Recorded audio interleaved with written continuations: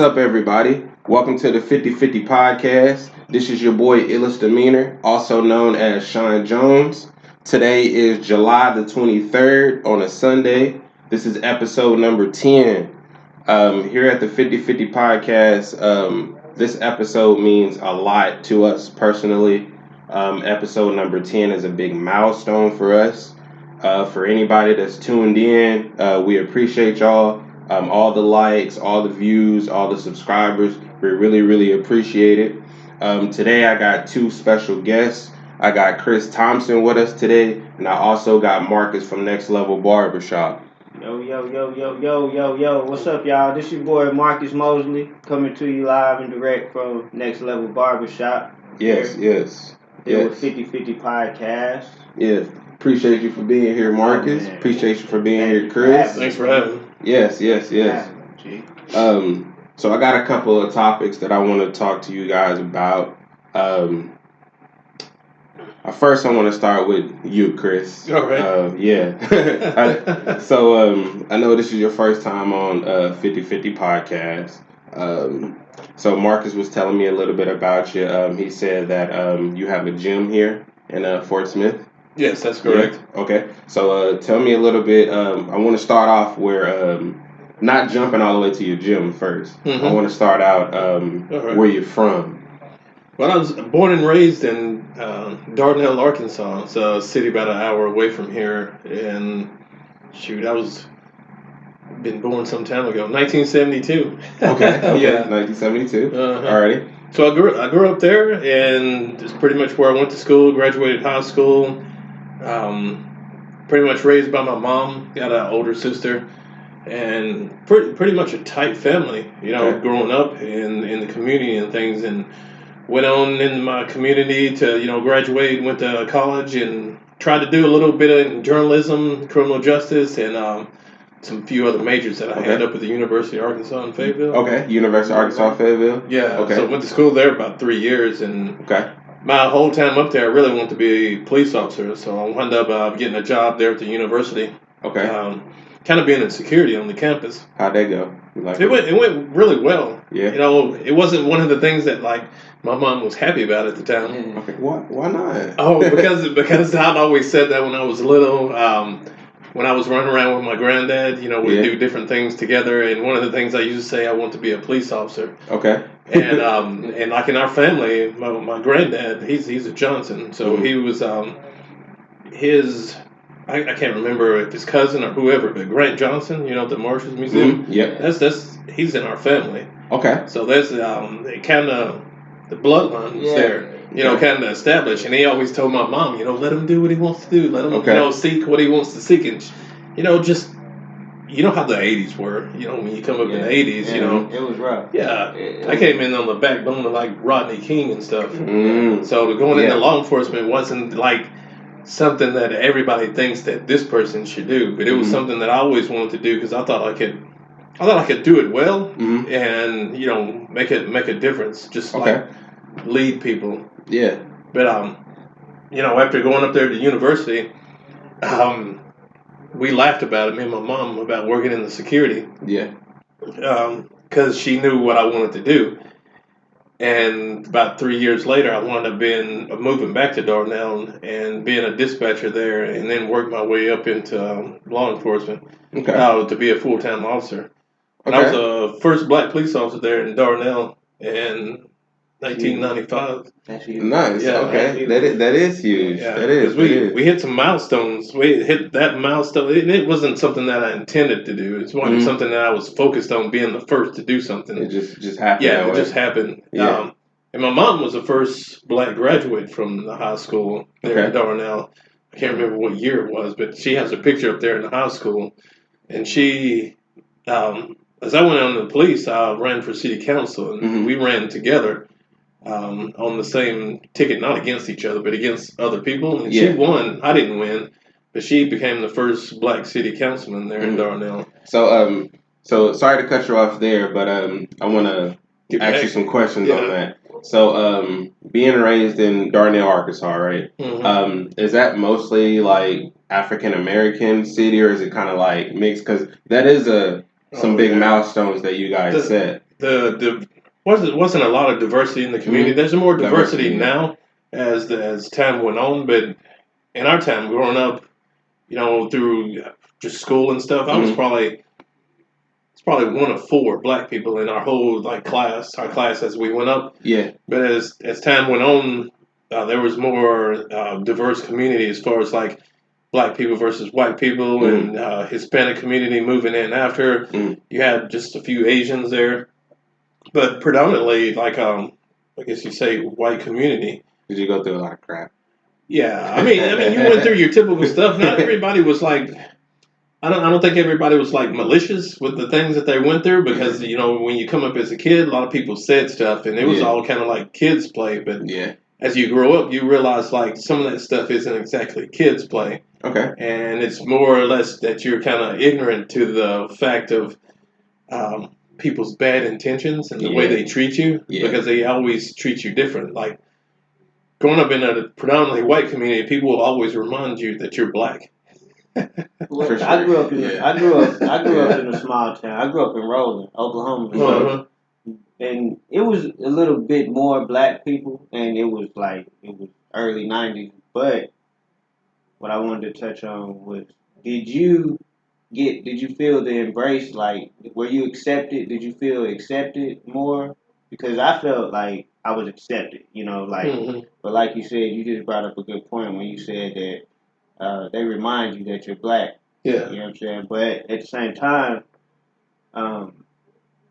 it even though you're the less number, the minority, you still you're accepted. For some reason, it's accepted. That's how I grew up in Roland. Was it like that for you? Yeah, it was like that because I didn't feel like an outsider. I always felt accepted, but it was just the differences and it wasn't like I said earlier, it wasn't malicious. When people talk to you, it's not like they're out to hurt you. You have your kids' spats every now and then, but it wasn't nothing like that until you get older and people realize oh, it's competition. Sometimes you had to decide whether you're competing against the person one-on-one or they were treating you different because you were the color. So sometimes you had to that's real. You have to pick out the difference and know the difference between those. And competition is competition, whether it's business or sports or anything else. Yeah, I always wonder with trying to be going into law enforcement. Is there steps that you have to take, a certain test, I guess you could say psychological tests or mentally, physical stuff. Do you have to do tests like that? Yes, you gotta do a series of tests, but it's something that you have to do first. In Arkansas, you have to be hired with an agency first. And that agency has to what they call sponsor you in your training. There's part-time classes that you can go to. If you get hired on full-time, if you get hired on, you have up to a year. You have to attend and pass the academy because it's like a probationary period. But to do those things, you have to go through the background checks and you have to pass what they call the MMPI, I think. Okay. It's like a psychological test that you have to take. And it's not a hard test. Yeah. But it is some weird questions on the test. Yeah. And there's some people fail more. There's been some people that's failed it. Yeah. And it's not really one that's hard to fail. But when somebody fails that test, maybe you don't have the you don't have the badge. They don't. I'm sure they ask you the same questions that Walmart would ask you. If you were to catch a shoplifter stealing something, how would you handle the situation? Would you go up and punch him in the face? Would you B, go take him, or would you C, find the supervisor? I'll shoot him there. And see, that's probably those questions. And see, that's one thing. The questions on the test, they ask you basic questions like, "Do you love your mother?" Or did you enjoy school? Do you enjoy sports? And they ask you these things. You may answer the same question 5 times in that test, and it's maybe 100 and something or more questions. So they check it out. Honesty grid on there too. Yeah, and people answer different on those questions as they go, and just your not having a linear thought process. You can't be consistent. I guess they see that you can't function in a field if you can't think consistently across the board. That makes sense. Yeah. But like what you were saying, those questions, like with your decision making, I've always, over my time and experience, I found out that like we're raised up until you can't be a cop until you're 21. Oh. Your parents raise you until you're 21, so that's your training. Yeah. When you go into law enforcement, like your morals and beliefs will be a part of your law enforcement, regardless of the training they put you through. Because some of the academies and training they do are maybe 10 weeks, some of them 6 months, but like those are law based. But when you get out with morals, everybody has a different set of morals and how you deal with people, different views of respect. So I was watching this episode on Hulu. I don't know if you guys have seen it or not. I can't remember the exact title of the show, but it was a officer. I think he was either a security guard at a high school. They said they have like certain like protocols and stuff that you have to go through when certain situations happen. Mm-hmm. Well, they on the show they had an episode on there where an African American girl was acting out in class. Yeah. I don't know if you guys seen it or not, but the teacher had, I think she had like her phone or something like in her hand, and it wasn't on silent, and the teacher was trying to teach the class, and like the phone went off or whatever, and then the teacher was like, "Can you put your phone away?" Because usually the teacher would say, "We'll take it away." Say, "Give me your phone. Mm-hmm. I'll put it in the drawer, and you can get it, after class or whatever." But I guess the teacher told her the first time was just like, "Hey, I'm teaching the class. Put your phone away." And she continued to do it. Like, she was on her phone and stuff. Like, stuff was playing, whatever. She was trying to teach the class. She was telling the student to put her phone away. The phone was going off. It was interrupting the class and everything. And then I guess, like, she said something to the student. And I guess the student, like, took it, like, a wrong way or whatever. And the student said something back to her. Like, the student, like, kind of smarted off or whatever, in like the class or whatever, got a reaction, oh, all that type of stuff or whatever. So she said, I need you to like leave the class. And like the student wouldn't like leave the class. And it was actually I don't know if you've seen the episode. Did you hear about it? It was a big thing. I'm letting you finish. Yeah, it sounded similar. Yeah, it was a big thing. Did he tackle her? Yes. So I didn't watch Hulu. Yeah, he tells her to the teacher tells the student, it was a girl. It was a girl student. So he tells her to leave the class, and she refused to leave the class or whatever. So she said, well, I'm going to call down, to the office. So she calls down to the office, tells the principal, and like, the teacher was like, yeah, she's interrupting class, like I told her to like put the phone down. She wouldn't put the phone down. I told her to leave. Like she said she wasn't going to leave. Like, you make me leave. Like, that's what the student said, like, make me leave. Trying to be like a hard head. Yeah, a hard head. And then the class was like into it, so it's a lot of stuff going on. So fast forward or whatever, like the principal ended up calling like the security of the school. So security comes. He's a big guy too. He's real big or whatever. Was he white right guy. Outside the classroom? White guy. Well, no, he wasn't outside. I think he was on like a different floor because I think they had like floors in the school. So he had to like walk up, the steps or whatever. And he was known to like be like, kind of like a. Like when you call him, they're like, like so and so is coming. And then he's known for that or whatever, and like all the students know or whatever. So they call the principal. The principal's like, yeah, I'm gonna call the security, and the security comes. So when he comes, the class is like, so and so comes or whatever. So they pull out a phone because they knew something is about to go. Because the student is already kind of like a knucklehead anyway, or whatever. Like there was other incidents or whatever where the student had gotten into a fight with another student, and like they had to break it apart. So like the video. Yeah, so the officer was told the name of the student before he came to the class. So the student was like, okay, so I know who the student is. I already had like an incident with him before, like trying to break up the fight. The student is not gonna like leave the class like willingly. Like they always try to make like a scene anyway. So I'm thinking, the way the show was put out, it was put out as like he already was gonna come up there and like try to like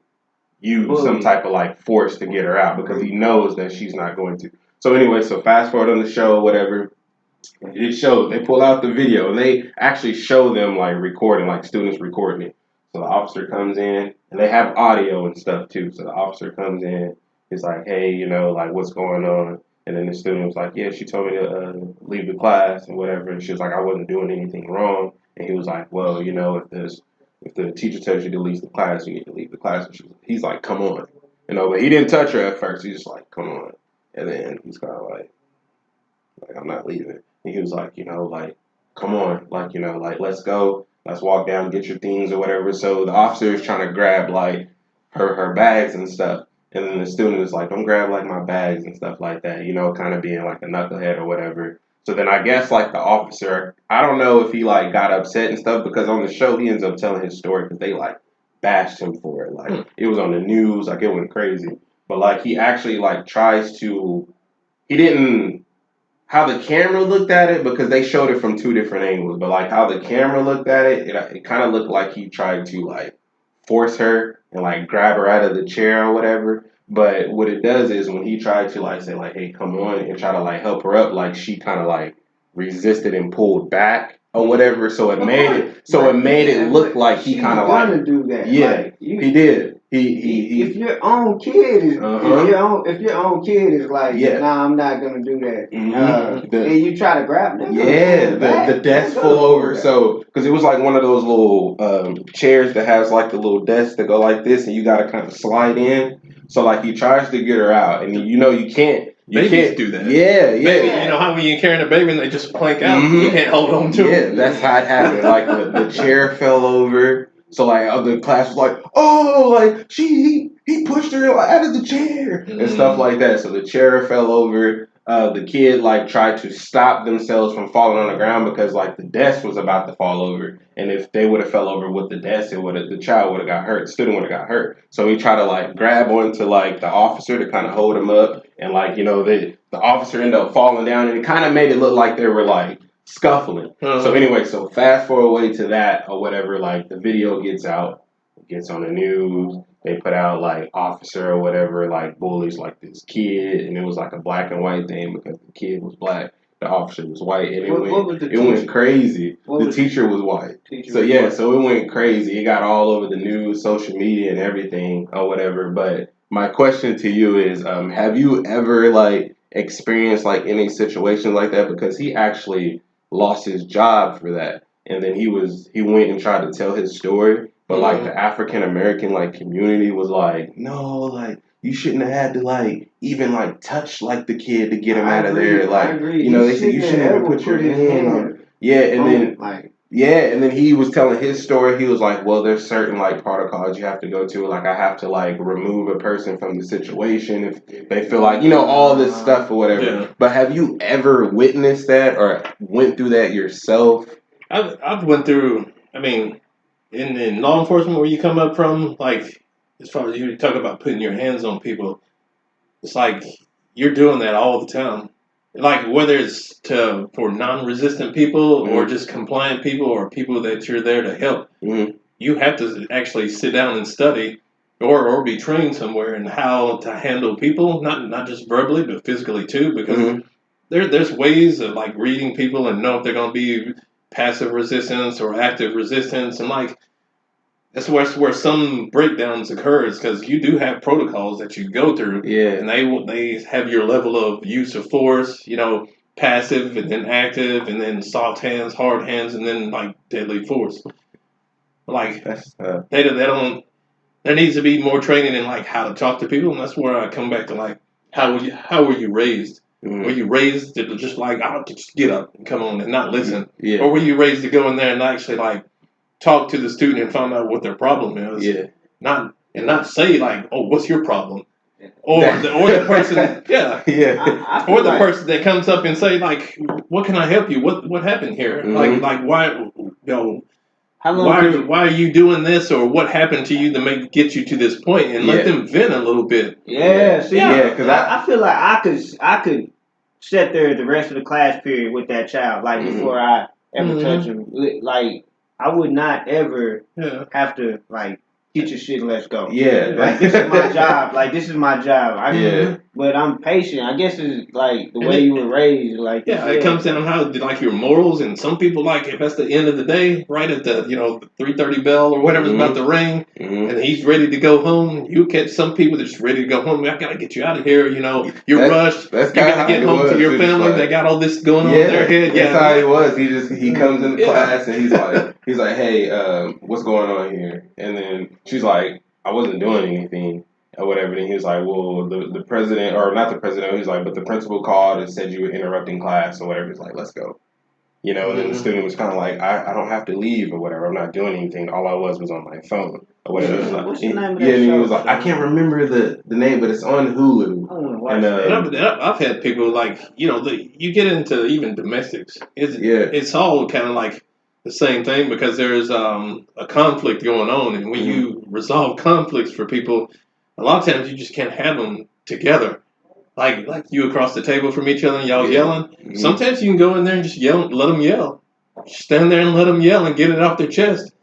And then you ask them what you can do, but you kind of like you got to separate them. Be like, come out here. Is there a point where you be like, okay, hold on, like if it starts to get physical, you got to stop them. But like letting people vent, some people.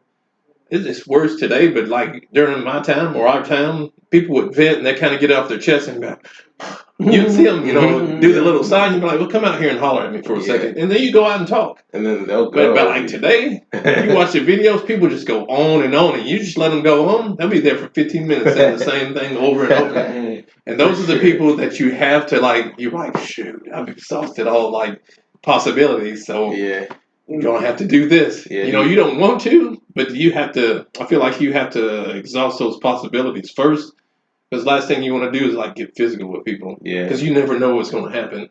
It's like WWF.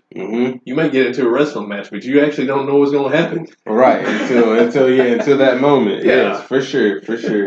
So let's get into your fighting background. Did you do any participate in any fighting yourself, like at any type of level or anything?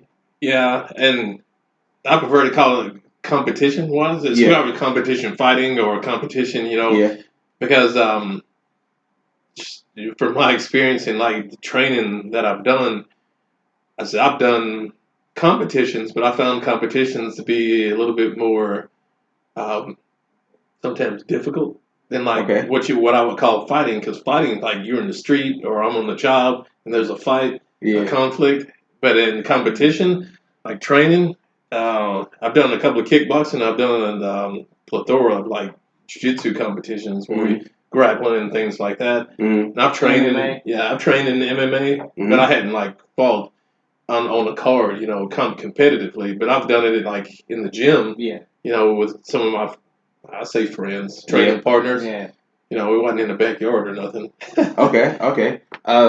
So you right now you own your own gym now, right? Yes. Okay. What made you want to start a gym or open up a gym? And it goes back to those things of like I saw something that I felt like I could do well and make a difference in and help people improve and add a different like perspective to like people's trainings and just like overall personal improvement for myself and others. But coming up in, when I got into law enforcement, you see how that can be a benefit. But the training that we go through then, and like, if you never trained inside a gym, you're kind of ignorant to the fact of the things that you don't know. Because when you come up in law enforcement, they show you all these things that are legal that don't work. Okay. So when you see those videos out there of people that can't fight, they're trying to do stuff that they're training and trying to do stuff that are outside, and that stuff, when it fails, they don't know what else to do. And that old phrase of coming back at like, I just did what I had to do. And that definition of doing what you have to do is not defined. So that's different for every person. So you see some doing some crazy stuff. So do you have some type of training with law enforcement? So your experience with that? It's pressure point control tactics, really. I mean, and that's what it comes down to. And there's some like how you hold somebody in handcuffs and that kind of stuff. But like, if you can't get anybody in handcuffs, what's the use is the training? Yeah. Right. Yeah. Yeah. PPCT from experience, only like 1 or 2 of them things work. Yeah. What those are more or less fights. What's the guy that and he do all types of what's the guy's name? He showed you how if you point a gun, like how you could take a gun away and like all that stuff. Yeah, that stuff is funny. Is that stuff real? Trying to do what he do. The stuff I can't remember his name, but the stuff he's doing, it's like there's some bases in that stuff. Yeah, like taking weapons and things. Yeah. But like people come into our gym and they want self-defense and they want to train, show you some things in self-defense or do a seminar. The majority of the people just want you to show them a couple of moves or, how do you disarm somebody? Mm-hmm. And you can show them those things, but if you don't practice, if you don't get in the gym and like practice over and over, you're not going to do it. That's for anything. Yeah. That's whatever Marcus would. You elect next level barber, Next level. Yeah, next level barber, my bad, next level barber. If you're an athlete, you like just cut one guy's hair and go to work. Yeah, like if you don't practice, man. Practice it. For sure. Get it down pat. Yeah. What's the name of your gym? It's Thompson Defense Academy. Okay. Alrighty. I run that with my sister, and she's sixth degree Taekwondo black belt. I'm 3rd degree. Okay. Taekwondo black belt. Okay. And I'm also black belt in jiu-jitsu, just as well. There's some other things in there, but I don't have belts in those. Yeah. Because Did your sister rough you up when y'all was coming up? No, not so much. We wasn't fighting. We probably fight more now, but it's training type of fighting. We kind of competitive against each other, but we have fun with it more. Because we're always like Star Wars and stuff like that, and we get into some Carlee. I mean, the stuff that we like to do and like mess around with is just there's no rules to it. There's just fight. Like we're blending. When people call MMA, what you see in the ring is not exactly what we'd call MMA. Because you got those people like the guy you were talking about. Yeah. This is too dangerous and you can't do this stuff on the street. Average person can't do this stuff. Yeah. There's some things that don't cross over into MMA because like that person's going to hit you with the fist. But like the moves, the way you move your body is consistent in whether you have whether you holding a weapon or you have open hands or you're using a fist. A lot of the moves are the same.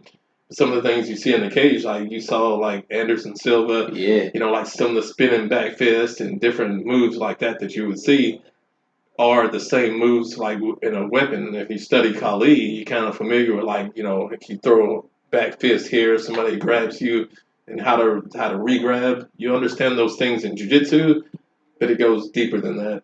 As far as like fighting, it goes deeper. Yeah, goes deeper than that. Man, I want to see that in action, man. Because like I was telling you before, like fighting, like I haven't did any competitions or anything like that too, but like studying it and watching it, I have a little bit of knowledge in it. Yeah.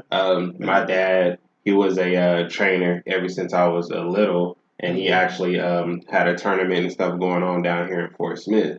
Him and Alton Jones, he works for the city. He's part of like the committee board here, and like they threw like a big event, and like people showed up. He had boxers from Tulsa and Little Rock. Yeah, man, and like ever since I seen that, like. And then like put it in for like perspective, like you know boxing. Everybody knows boxing. You take your fist and you hit somebody. There's no punches, no kicks to strike, no elbows and things like that. Yeah. But if you take a knife and you have the blade turned to the outside, and you throw a punch at somebody, that can be the same as a knife strike. There's just different ways to use the knife. But if you were a boxer and you had a knife, blades out, your punches are with weapons. So it's the same movement. And if you learn those movements to apply in different areas of where you're fighting, you increase your chances of winning or survival, whichever one that is. So you're saying if I'm a boxer and I got a knife in each hand, are you saying that my natural instinct would be to actually throw a formed jab as opposed to coming in like Jason Voorhees or something. I would have. Yeah. That makes sense. Because you can throw a punch, you're gonna cut them going, or you're gonna cut them coming back. But if you go overhand, you only have one strike, and like coming down overhand, you miss, you're gonna hit yourself. Yeah. And when you hold blades, you hold weapons, you more or less go in like a figure 8 across the body. But a punch still works because it's not coming back towards you. But any kind of like strike, if you have a weapon, you're going up in just kind of one direction without the upward movements. In certain ways, you throw like a dagger, you can just like hurt yourself. Yeah. What's more what's more deadly, like a punch going straight forward or going this way? Obviously, I think. Oh, are you talking about with just a fist? Yeah, like a fist going downward. That depends on where you get hit at. Yeah, because I know in UFC it's illegal. They don't let you like do it this way. And I don't really agree with that. I mean, they have or on, I think it's on the head. Yeah, it's the 10 to 6 elbows. That elbow that comes down. And they also won't let you kick people in the head while they're on the ground. Yeah. And then some of those sports, like one championship, you can do that in those sports, but you get hit everywhere. Like whether I hit you with the elbow on the ground or if I hit you with the knee on the ground, the difference is the amount of force you can generate. But I always think what's worse is where you get hit is the most important, because if you get hit, on the soft tissue, the temples or the jaw, like you're going out and you can have permanent injuries. Or if you get hit in the floater, the liver, if you get hit like in the solar plexus, right in the chest bone, if you got kneed right there, it would hurt. But how much permanent damage would it do? Like when people get and their whole body just blocked up. I'm like, oh man. The ear. I sometimes I see them get hit on the ear. That's like an equilibrium. Because if you got the fluid in the ear, and some people will try and cut the ear, and like when you get that fluid messing around in there, you can't. It's hard to balance. And like that's where you start seeing 3 or 4 people. If you really trying to get them out of there, would you think about punching them in the ear? Like, would that be one of your? Well, depending on which, depending on what setting we're in. If it's real life, probably not. What would it be? What would be your go-to move? Oh yeah, obviously if it's a dude, you're gonna kick him where it counts. That's where you're gonna get him out fast. When Izzy, when Adesanya fought Pereira. Yeah. He was trying to cut the ear. It looked like, he rocked him in the ear twice. And it's effective because like you can disable him into such a state to where you can finish him, or you can take him down and choke him out. So that's like when people leg kick. They're trying to, if you fight Mike Tyson and you leg kick him and he can't, put weight on that front leg, he ain't gonna hit you as hard. Right. If you take out his legs, so you kind of chop it. You slow him down. Do 2 or 3 different things, and once you get him where you want him, now maybe I can take him down, or maybe I can move around and I can hit him more. So if you have a specialty, and I know about it, some people will try to attack that first. Some people will try and stay away from it. So it's different approaches. If you just got the stranger on the street, you're not going to know what their weakness is. Yeah. There's one weakness across the board for all men. For sure. Oh, yeah. Do you have any favorite local fighters? Like anybody that you have worked with or trained? Have you been like, oh man, like this person's like really, really good? And so, do you mean like local in the area, or like local that I've worked with? That you've worked with locally. That's a tough question as far as like local, because like local here is like when I run a business, I hadn't been around a lot of the like local guys around here. I've seen them fight, but I'd like to go outside the gym and like train with them. Is like takes you away from your business. So most of your business owners don't really go around a lot, but the students they'll cross train between each other. Yeah. There's some fighters I had the occasion to meet, like I think it's Kyron Bowen, and then Kyron is dope. Yeah, and then there's his last name's Moore. I've met him and I've seen him fight, and I've seen Kyron fight just as well. But it's those guys. We never got to like train together just because of that. He's busy, I'm busy. But we've talked about stuff before. Met in the barbershop, things like that. Yeah. And when you know somebody personally, I always think that's cool because you get to see where they their expression in the sport. Basically, everybody's expression and the way they move is different. So is there anybody and I'm always a student. I'm a teacher, but I'm also a student because we always learning. Yeah. Is there anybody that you looked up to growing up? Growing up, when I become to know more people, and like when I was first getting into training, like I did taekwondo. I started that with my kid when he was 5. We both done it together. Okay. And when we started training, I got to watch more. Like you said, it comes from the local fighters and some of the people you see UFC and people. But some of those people I had a chance to meet and train with. And one of the dudes is BJ Penn. I always wanted to train with him. I didn't get to meet him, but I've always wanted to train with him. I thought you said, I got to train with him. Yeah, I got to train with it was BJ Penn and Miguel Torres who I really looked at for jiu-jitsu when I first started out. And I got a chance to train with Miguel. I trained with him a few times, 2 or 3 times. Cool. Some stand-up and on the ground. Yeah. Yeah, we still talk, if we were on the internet or whatever, we still talk today. So it's been some time ago, back when I was a white belt. But, knowing those guys and, during COVID, I trained with Miguel. He did a little online thing, and I went in there and trained with him. He remembered me, trying to think of the other guys. What coming up in jiu-jitsu is just like you find like guys like Eddie Bravo, and then you study him a little bit, and then you learn who Marcelo Garcia is, and you learn the different people and their different styles, and just how they train. There's been a lot of people that I've trained with and met, and some of them their names you may not know, but they were trainers of others, and like Danny Inosanto, he's one of them because he was Bruce Lee's, right hand man. Okay. And he come up with some of the Carlee systems, and me and my sister we trained with him for a couple. I think we did like a 1-day seminar. I don't think it's a couple of days, but man, it's a lot of people, and martial arts is a small world when you get into it because you meet one person and they know 10 other people. Now those 10. You might know 2 of them. Yeah. Yeah. And there's probably others that I'm probably overlooking. Yeah. That's cool, man. Yeah. There's like Lovato Jr., Lovato Sr. Yeah. We make guys. I met Forrest Griffin. Yeah. He one of the original Ultimate Fighter. Yeah. UFC. Matt Hughes, I met him. Matt Hughes. Yeah. And like Greg Jackson, did a little training with him in Vegas. Luke Rockhold. I didn't really meet Luke, but I also met Tyron Woodley. Got a chance to talk to him. I didn't train, but it was a good conversation. Yeah, his last 2 fights, I was kind of like, man, like he got knocked out. Yeah, man, I was like, Jake Paul got him. I think before that, we were watching that clip just the other day in class. I was showing somebody we were training, and I'm like, man, look at this punch. Like that setup on that punch is just the ability of like being able to read somebody.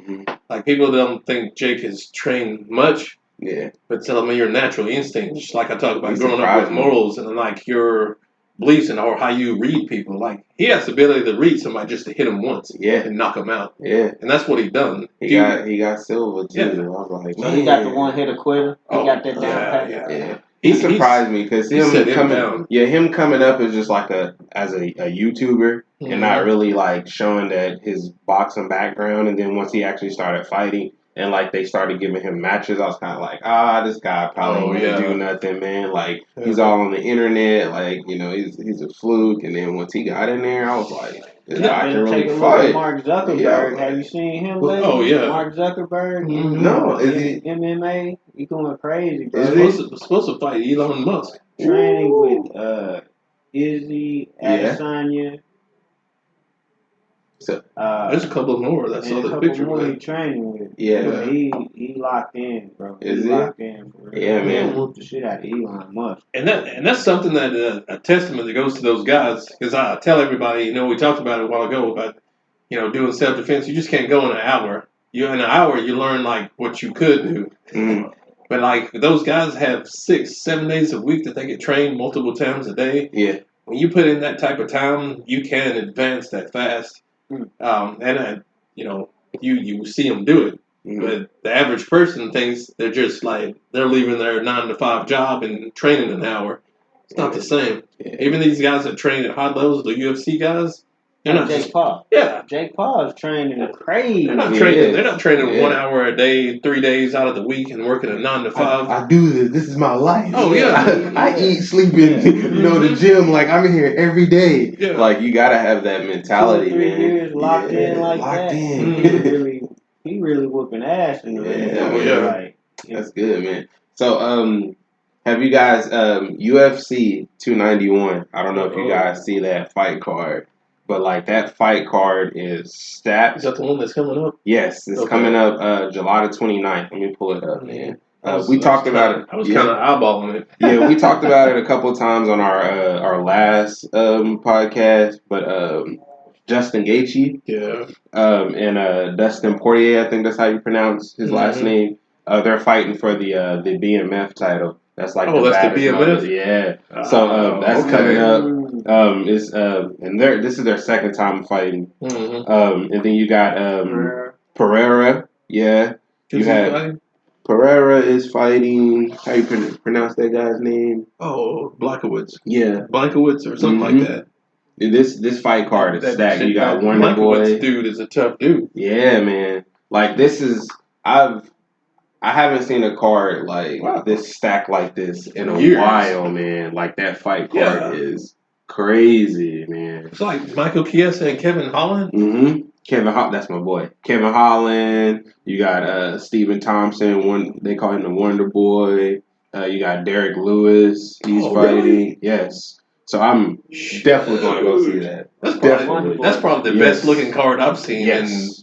Yes. Man, probably 2 years. Mm-hmm. It is stacked, man. So UFC, they're pretty good when they put like their cards together. I remember when all the cards used to be like that. Yeah, they're getting back to that. With boxing, same day you got Terrence Crawford, and you got Errol Spence. Same day, same day as this July the 29th. And I want to watch both of them, but I ain't gonna be able to watch both of them. It's not happening. They're fighting in Vegas. This is in Delta Center, Salt Lake City. Oh, Salt Lake. Salt Lake. Yeah, but I believe Terrence Crawford. I think that's in Vegas. I think that one's in Vegas. I've been doing sometimes the boxing matches come on after the UFC, but probably not that time. Yeah, man. I want to watch both of them, but I'm not gonna have enough time to watch both. But you got a DVR. Mm-hmm. Yeah. But for boxing, you got Terrence Crawford and you got Errol Spence. They're fighting for the 4 major titles for the welterweight division at 147. Mm-hmm. I've been doing a lot of research on that. Mm-hmm. They said this is the first time ever that there's been in the 4-belt era that they've actually had an undisputed fight at 147. Really? Yes. Terrence Crawford, he's already became undisputed at 140 already. And then he never did any title defenses at 140. As soon as when he won it, he jumped up to 147. And his first fight at 147, he won a belt. He got the WBO. He fought Jeff Horn and beat him. His first fight jumping up to 147. Errol Spence, he has 3 of the belts. So he's trying to take the 4th belt from Terrence Crawford. Yeah. He's hungry. Yes, he is. They said, I don't know. It's kind of they said it's been the most evenly matched fight in a while because both of them are extremely talented. They're they're so different, but they're so much the same. Yeah, like Crawford is smaller and more like defense. He's more like he got that Floyd instinct, and he got it like. In and out jabs. He played a little bit. He played toys with his opponent a lot. But Earl is bigger, like real, like he's huge to be 147. He is. He's trying to kill. I think his natural weight I think is like like 160. But he's been fighting at 147, and it's been tough for him to stay at 147. But just like Marcus said, he's a big 147, and he's like real physical. Like he's in there. Once he hits you, he's on the body. He likes to break you down and like really like get in there. And Crawford, he liked to try to punish you like later in he wears you out 8 through 12. Like he really trying to get you out of there. So is this on a 12 round? Yeah, it's a 12 round. Yep, 12 rounds, 147, and it's coming up. I like teach. That's where you hope you get a finish from one of them. Yeah, because when you get guys that go back and people will say this one won, that one won, and it's always like kind of almost a stalemate. Like I like to see fights where you got a clear winner, especially if it's for a belt. Because like the champion, you don't want to be able to say it's a clear win. Yeah, you don't want to go in there with half the people saying, I don't think I hope it's not I hope because I want to see like an actual like war. Like I hope it's not one of those ones where like somebody get like knocked out in like the first round or second or third round. I don't want to because I want to. I mean, it'll be big because then you're like, oh, he got knocked down in like the first round or second or third round. But I want to see it like go all the way because I like to see him like really like get in there. Errol Spence has been physically like hurt. Like he had a car wreck going like 130 or something. He had his teeth removed. He shattered his eye socket. What they call it, the socket. Orbital. Yes. Orbital bone. And he got teeth replacements. Terrence Crawford been shot in the head before he became champion. And all that. They took more damage out of the ring. Yeah, they did. That's why it's so like big because they have like they say they have like a story to tell. It's almost like a fairy tale, to come back from the things they come back from. And I like it because like the social media, like on TV, like they actually like I've never seen since I've been a fan of boxing. I've never seen like so much like hype and promo like around these two before because they're letting you go get like an inside look.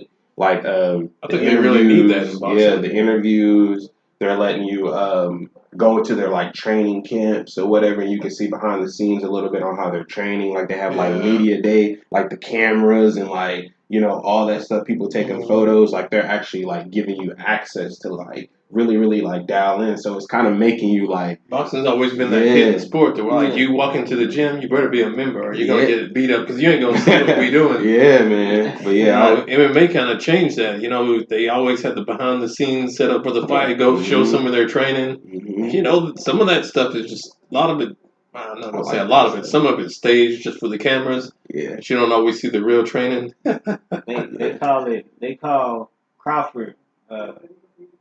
Errol Spence's camp saying it's going to be a crawfish bowl. Yeah, that's what he said. Errol Spence called himself the big fish. So, the big fish, yeah. TC keeps saying it's going to be a fish fry. He said it's going to be a fish fry. That's what it's going to be, a fish fry. Yeah, it's come July 29th, it's going to be a fish fry. Yeah. That's their back and forth. I'm excited about that one. Yeah. Like I definitely want to see that one. So you like to see the the war. Yes. And one thing I like to see is the finish, whether it comes early or whether it comes late, because in judges, you never I hadn't watched enough boxing to say that those judges are kind of sketchy, but I've watched enough MMA to know that like you never know what you're gonna get when the judges have to make a decision. For sure, yeah. Especially if it's a title fight. I think we talked about that on the last podcast too, Marcus. Like when it's a title fight, like if you leave it up to the judges, if you're the champion, you almost have to like finish him. Like you have to knock him out, make a statement. Yeah, like challenger. If you're the champion, you're more likely to win. Yeah. Because if you leave it to the judges and you already have the belts, if the challenger doesn't really like finish the champion, knock him out, you almost think like that. Sometimes you watch a fight and you see the challenger go in there, and if the challenger don't look like he won it, I mean, he could do good, but if he don't look like he won it, you're like, you didn't win that fight. You wasn't hungry enough. Like you don't go into a title fight and just kind of sit back. Yeah. Mark, is there anything you want to touch bases on, man? Man, let's talk about that Carlee Russell situation. Yes. Hold on. I've actually followed that one, and then a lot of those things I don't follow. But when you mention the name, I've been seeing that come up, and I was like, "What's the fuss?" Yes. So and go ahead. Oh, go ahead. I didn't mean to take it away from you. I didn't know who the people were until I saw the memes. Okay, you saw the memes. Yeah, I made my basis off of just hearing a tape. I didn't see nobody. I didn't know who nobody was. And when I saw the memes, I was like, oh, shoot. So apparently her boyfriend, like 14 hours ago, she got a boyfriend in Alabama. And he's been saying that, like, the world is cyberbullying her. And he's, like, begging for people to stop and shit. But, like, come on, man. Like, what do you expect? Yeah. So I did some research on it too. Like after I was talking to you about it, like I went and did like my own research. And to me, the story, man, I went on there. I was looking at it. I was trying to find everything. But to me, like the story sound kind of sketchy. It sounds fake to me. So and I have it here in front of me. So she's a 25-year-old nursing student. She went missing for 2 days. She told the police that she had been abducted. They said that the police didn't find any evidence of the crime, and it was in Alabama. They said that she made a statement and everything. Like, when she came back, she made a statement. She was captured and everything, but they said that they didn't find any type of evidence whatsoever of her being abducted. She said she was driving on the interstate and she seen a baby. Yeah, so she said she was on the phone with one of her relatives or whatever. She said she seen a baby and she got out of the car and she followed the baby, and like some guys came out of the woods and like grabbed her, and she went missing for 2 days, and then she came back and said that she called Pound Town. She called 911. Yeah, when she was out with that baby. Yes, right before the kidnapping. Mm-hmm. So my thing is, was she like does anyone for 2 days has anyone like not heard from her in 2 days via her boyfriend? Because that sounds like some sketchy, like a lie you would tell. She would tell to her boyfriend. 25-year-old nursing student who went missing for 2 days told police she'd been abducted, but police have not found any evidence of the crime. Officials in Alabama said Wednesday. It just sounds weird as hell. Did you know that? Well, one of the versions. I watched one of the press conferences, I guess, and I may have read this, but after she got kidnapped, like she was out and like I guess got away or something. They didn't say how, and got picked up by somebody else again.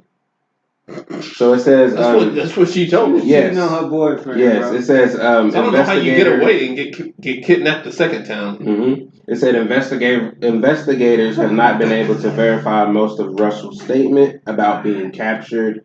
They said Russell made several strange online searches, including They read off her search history in the press conference. It says if you have to pay for Amber Alerts, how to take money from a cash register without getting caught. It said that she made searches about the movie Taken. Which is taken as about a woman getting abducted. Said there were searches related to the bus station. Said she was trying to search how to buy like bus tickets and stuff like that. So with reading all of this stuff, like it kind of sounds like she planned it. Like she planned it. Yeah. Bro, check this out. So police. Okay, so I'm gonna read what I got. Okay, so Carlee's boyfriend has pleaded with the public to stop cyberbullying the Alabama nursing student amid mounting suspicion she faked her own abduction. He said, "I know what it seems like what she did. Just stop bullying on social media." Tomar Latrell Simmons told the New York Post. He said, "Think about her mental health. She doesn't deserve that. She doesn't. Nobody deserves to be shot with bullets. I thought about that too. Like it's like it's a funny situation because it seemed like she's lying, but also though like her mental can't be right, like bro, like because that's one of those things. Being abducted and being a black woman is they go hand in hand as far as wanting attention. Yeah. And because I forget what it's called, but when white women get abducted, the whole world really pays attention and they're on the front of magazines and stuff to find that woman. And I forget it's a name for it. Me and my friend was talking about it. She's white and she was saying that's a real thing. Like that is real. So I think as far as mentally, she may have like been wanting attention like that badly to go to that extent. Mm-hmm. So it's still serious. It's still serious, and on that level. But hold on. She said a man with orange hair held her captive for 2 days. Mm-hmm. That sounds like a clown. That sounds like Dylan Roof. That sounds like I'm picturing one of them shooters, one of them school shooters or something. It sounds like she got abducted by Chucky or something like that. Did you see where it said she told dispatch there was a child wearing a white shirt and a diaper on the highway? Yeah. On the highway. Mm-hmm. On the highway. Said, dang baby, on the highway. Yeah. When they played the 911 call, you get to listen to her say all that stuff and tell dispatch, and they said she followed her for 600 yards. Mm-hmm. Yep. You know, and the guy on the press conference, imagine 6 football fields, and then she just like she kind of disappears. Mm-hmm.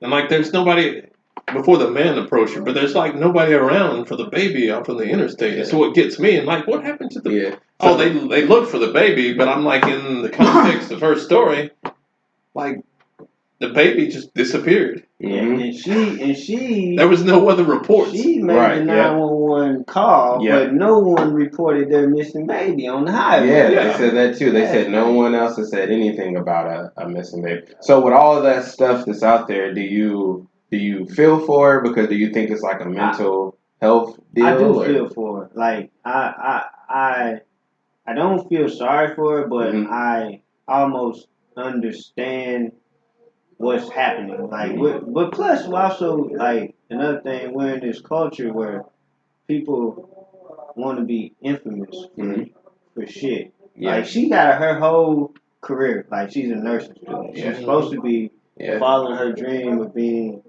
a nurse. Like she's an aspiring nurse. That's good. That's kudos. Like chill. No, she don't need nothing else. But I think this culture, this infamous culture, is something that she's chasing. Like people like clout. They call it clout, where they're cool with being ridiculed or catch me outside. How about that? Humiliated. Catch me outside. How about that? Yeah. And to be honest, and I'm speculating because I don't know too much about the situation. But just surface level, it sounds like some bullshit. Like, where you been? You been gone for 2 days. Oh yeah. Oh, I got abducted. I seen a baby. I seen a baby on the house. Like, man, you ain't gonna question me after outside this. For 2 days. You better call 911 if you've been abducted right now. How can you insult me asking me that when I've been abducted for 2 days? So I've actually like experienced some real life situations like that. Like not me personally, but like not kidnapping, but they kind of make up those stories. Yeah, like mental health, because mental health is serious, and I've seen it like firsthand. Like and it's crazy where you make up like this story in your head, and then you just keep going with it, and then it gets worse because the people, they don't believe it, so they're kind of because it's. I feel like you need a little bit extra to make you believe it. Yes. Like let's say there's a story that is made up. To them they think it's real. So let's say like the whole abduction thing is made up. You know, to them, they're like, no, I really got abducted. But it gets worse though, because if you don't believe them, you're like, no, you're making this up. You know, like you're going crazy and stuff like that. Like it gets worse for the person because they're like, no, I'm not crazy. Like I really did, and then you know I've seen it happen. What have you seen? Okay, no, it's a true story. I knew that was coming. Okay, so I'm not gonna say the name, but it's a true story. So I have a family member that was dealing with that type of stuff. They didn't get kidnapped or anything like that, but they have some mental issues. This is a touchy subject, though. Again, it's hard for me not to say the name, and it's really, really emotional because I know that they're going through that type of stuff. And it never ends. Yeah, it never ends, and it really, really like affected like our family in like a big way.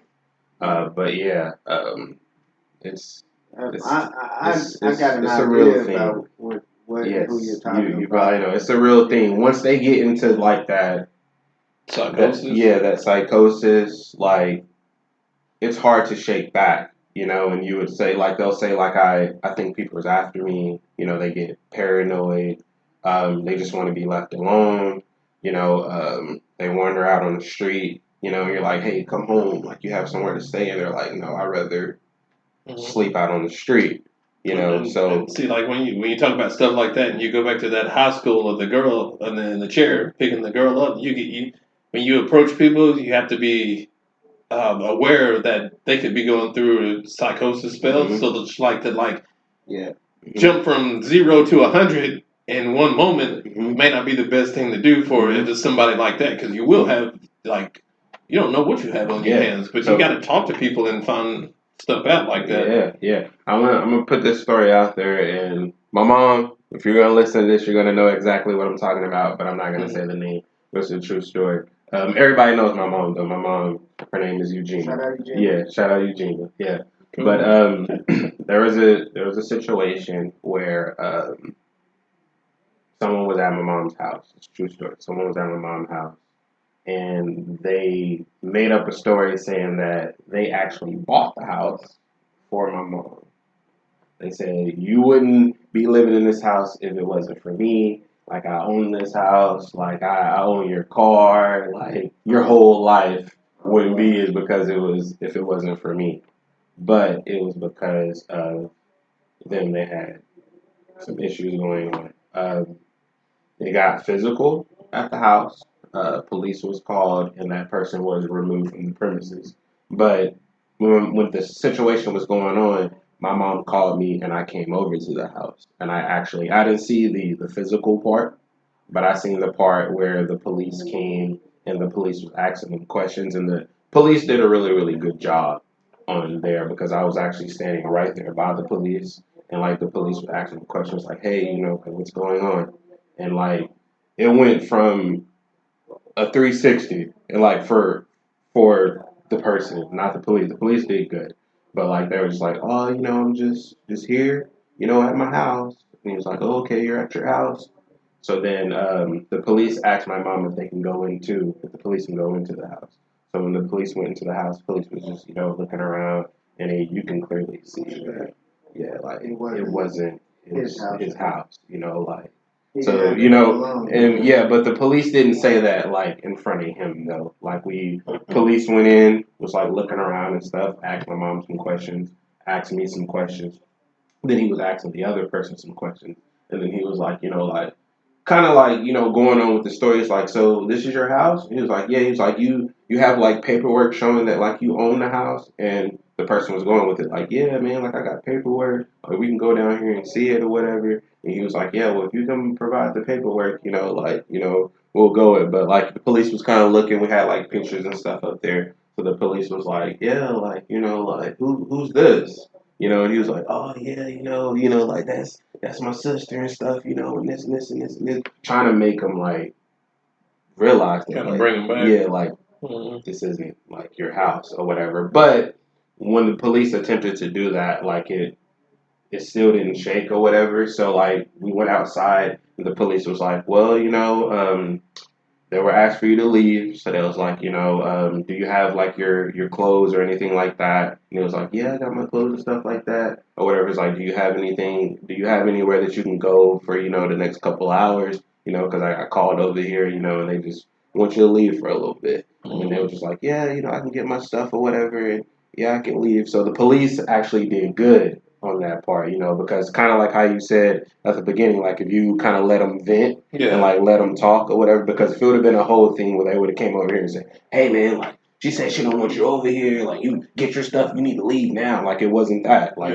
police just kind of came over here and was like, hey man, what's up? What's going on, man? You doing all right? And then he was like, oh yeah, man, I'm just relaxing at my house. And he was like, oh, this is your house? He was like, yeah. He's like, do you mind if I can step in? And then we went in, and then they were walking around and stuff, just kind of looking. He was like, yeah, this is a really, really nice house. Like, and then we had pictures on the wall. So it was like, who is this? And he was like, oh, yeah, that's my sister. That's like my nephew and stuff like that. He was like, do you have anything like in here that's yours? And then he was like, well, I just have like my book bag, and my stuff over here. And he was like, nothing else in here is yours? He was like, no, just this. And he was like, oh, okay, but you sure this is your house though, right? He was like, 'cause you would have more stuff in here if it was your house. And he was like, whose stuff is this? And he was like, oh, that's not mine. That's so and so and so and so. And he was like, well, what about this? And he was like, oh, that's so and so and so and so. And he was like, so all of this stuff isn't yours. Like this stuff right here is just yours right here. And he was like, yeah, or whatever. And he was like, all right. He was like, well, let's step back outside. So then when they stepped outside, he told them to like walk off the porch. He was like, just come over here for a little bit. Like, just step right here on the porch. And he didn't put any handcuffs on him or anything or whatever. He was just like, yeah, man. He was like, well, I got called over here for a reason. He didn't even tell him, like, the reason or anything. He was just like, I just got called over here for a reason. And he was like, and they want you to leave for a little bit. I think she's trying to leave. And he was like, and he asked my mom, he was like, do you want him to go with you? And my mom was like, no, I don't want him to go with me. Or whatever. He was like, well, she's about to leave. She got some errands and stuff she got to run, and she doesn't want you to be over here by yourself. So he was like, is there anywhere else that you can go? Like, can you go to like a friend's house or anything like that until she like maybe comes back? And then he was just like, oh, I can just get my stuff and kind of walk down here. And he was like, yeah, well, can you do that, please? And then he got his stuff, and then like he left or whatever. But like after he left, like with me seeing that, it was a very, very like emotional situation because I was like, man, because he was saying like some crazy stuff like before the police got there. People on the outside of your family don't see that. I got a real close relative that he's in the state hospital right now, and I talked to him on the phone. He has to take medication. When he was out, when he was here with us, he would not take his medication because he didn't like to go to sleep. He didn't like to feel down or like he couldn't function, but he was not functioning without it. Yeah. He's just not sleep. Like but without his medication, he's delusional. And people come around like outside of the family, they see it. And they be like, man, bro, wow, like what are you talking about? Or what are you laughing at? Like, and some of the stuff be so off the wall. Yeah, man. If he was here with us now, he'd be at the window like, man, just talking crazy, man. Having a full conversation with nobody. Yep. And and then so incidents happen to where he had to be removed from society. He got into a fight with a family member, like no name, but and so now in the state hospital where he's at, it's tiers to where he can go home according to his behavior. And they do it every 90 days. Every 90 days, they check his chart. If he's been in compliance for 90 days, they do an evaluation, and he on tier 2. It's either 1, 2, 3 or 3, 2, 1. You can go home at 1 or go home at 3 in that last 3 months or whatever. So, but this is the crazy part. So I'm talking to him on the phone. I'm talking to him on the phone, and I'm like, how you doing, man? You ready to come home? He was like, yeah, I ain't got that long, man. It's just 100 years. 100 years ain't that long, man. It ain't like I got life or nothing. I'm like, bro, chill. Yeah. I'm like, man. Yeah. So I get back on the phone with his counselor and, the therapist and stuff. She's like, he's doing good. He's just being himself. He's doing fine. But a certain level they can operate at and still be functional in society. Yeah. As far as like being so unattached. You know what I mean? Because you don't always have people that kind of do something a little bit like what you call not normal, but they can still function. Yeah. They can say and do things that you kind of understand the situation. Then they get so far unattached from that, and you start to see them drift, and you really have to pay attention.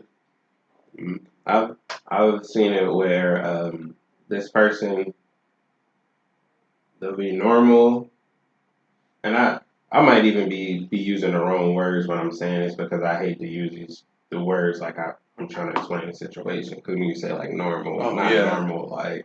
I try to say that if you have an audience, they kind of understand. Yeah, but I got that layman's term. Yeah, but I've seen a situation where they'll come in, they'll wake up, they'll go in the kitchen, they'll cook breakfast, just like normal. And then I've seen it where like they'll wake up and then they're just like they're out of it, like they don't even know what's going on, Does he medicate? Like Does he medicate?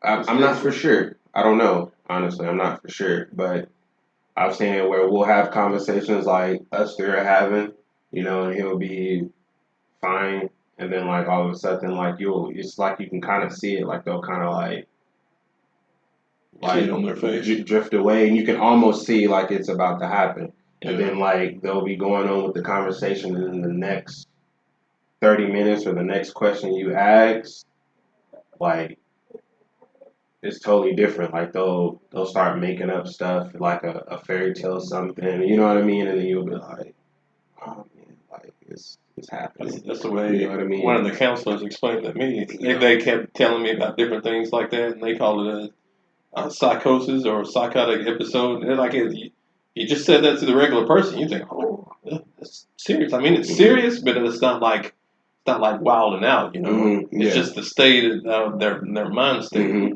And you just have to be aware of like probably what mind state they're in when you approach somebody. Because they can get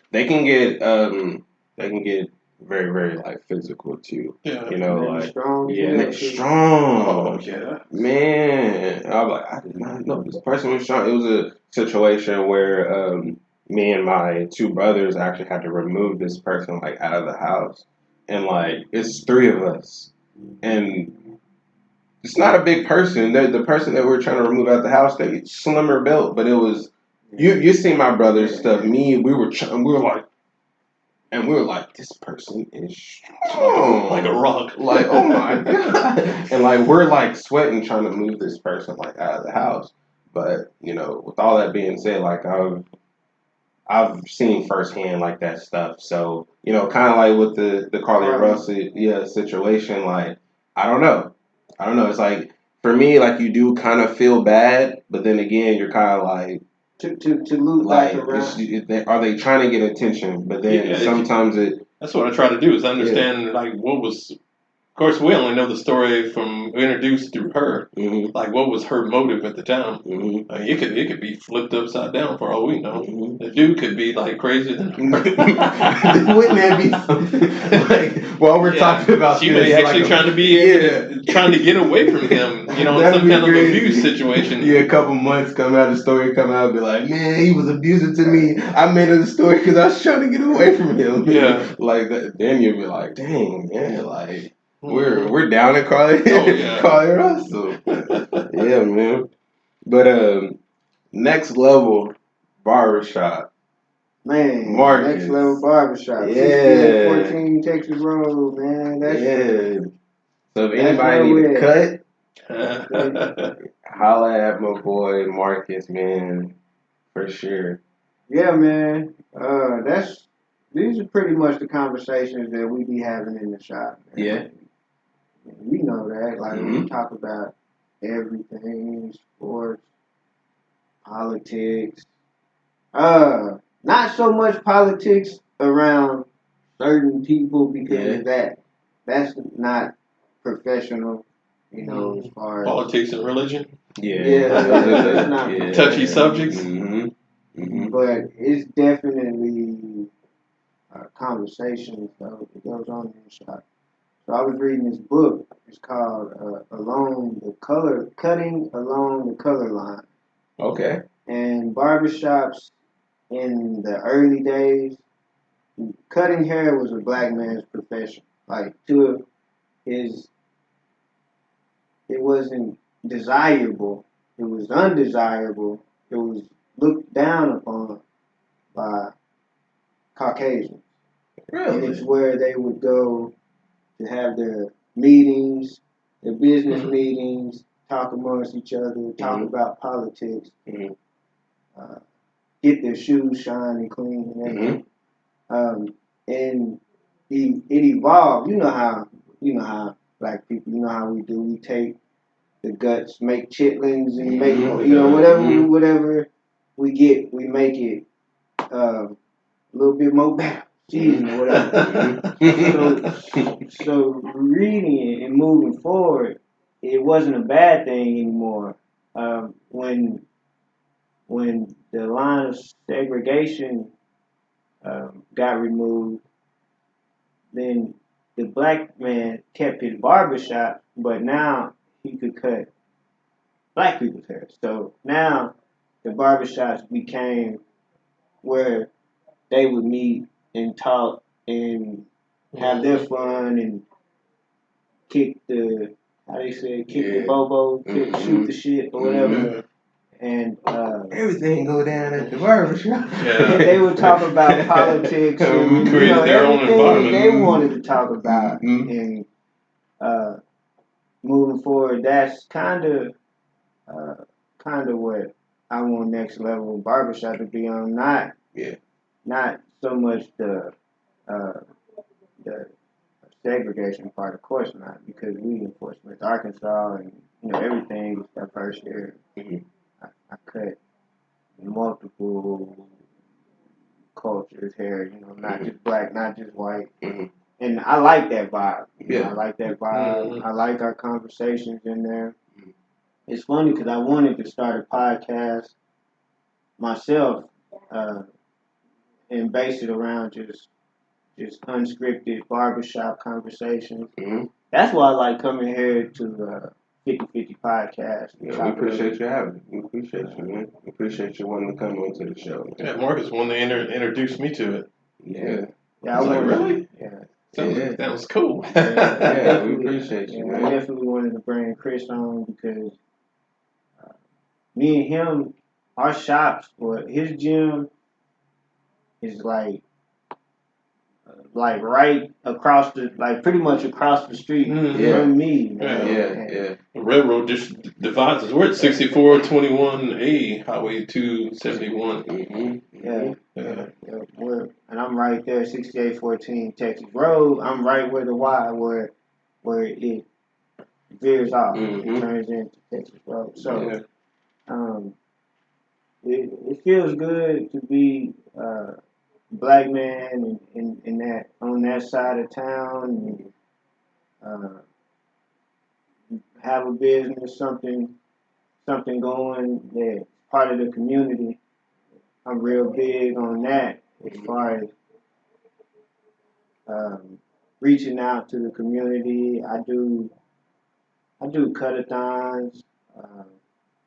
I reach out to the kids, to the schools around there. There's a few elementaries around there. So for the people that don't know, what is a cut-a-thon? Well, cut-a-thon is like where you cut as many heads as you can. And you know what I'm saying? Till your clippers go out or your arm get tired. It's like a marathon, but it's a cut-a-thon. Yeah. Bring your kids and get them haircuts. What's the latest time you shut down and said, all right? Let's see. at the Young Men's Committee Conference, which was in May or June, I can't remember, with Jalen and Josh. Shout out Jalen and Josh. Yeah. I shut down at like. So when did you start? I started at I think it was like 10 o'clock. In the morning. Yeah, in the morning, and I stopped at probably like 6. Okay. Like 6. And how many heads you think you cut in between that time? Probably about more than 20. More than 20 for sure. And was it like time where you gotta oh man I gotta rush through them, or did you kind of I mean it definitely wasn't all that 1 hour haircuts type stuff. It wasn't I was taking my time and getting it right, but I was a little bit quicker than I would be at the shop, and I was just made sure that see what it was a young men's committee conference. We had booths set up, and guys would teach them how to. They would even get cologne, like free cologne, teach them how to tie a tie. We had lunches. Every kid came up to the microphone and introduced themselves, spoke like a man, introduced themselves to a whole bunch of people. It was like a big thing. The mayor was there. Mayor McGill was there. It was a really good turnout.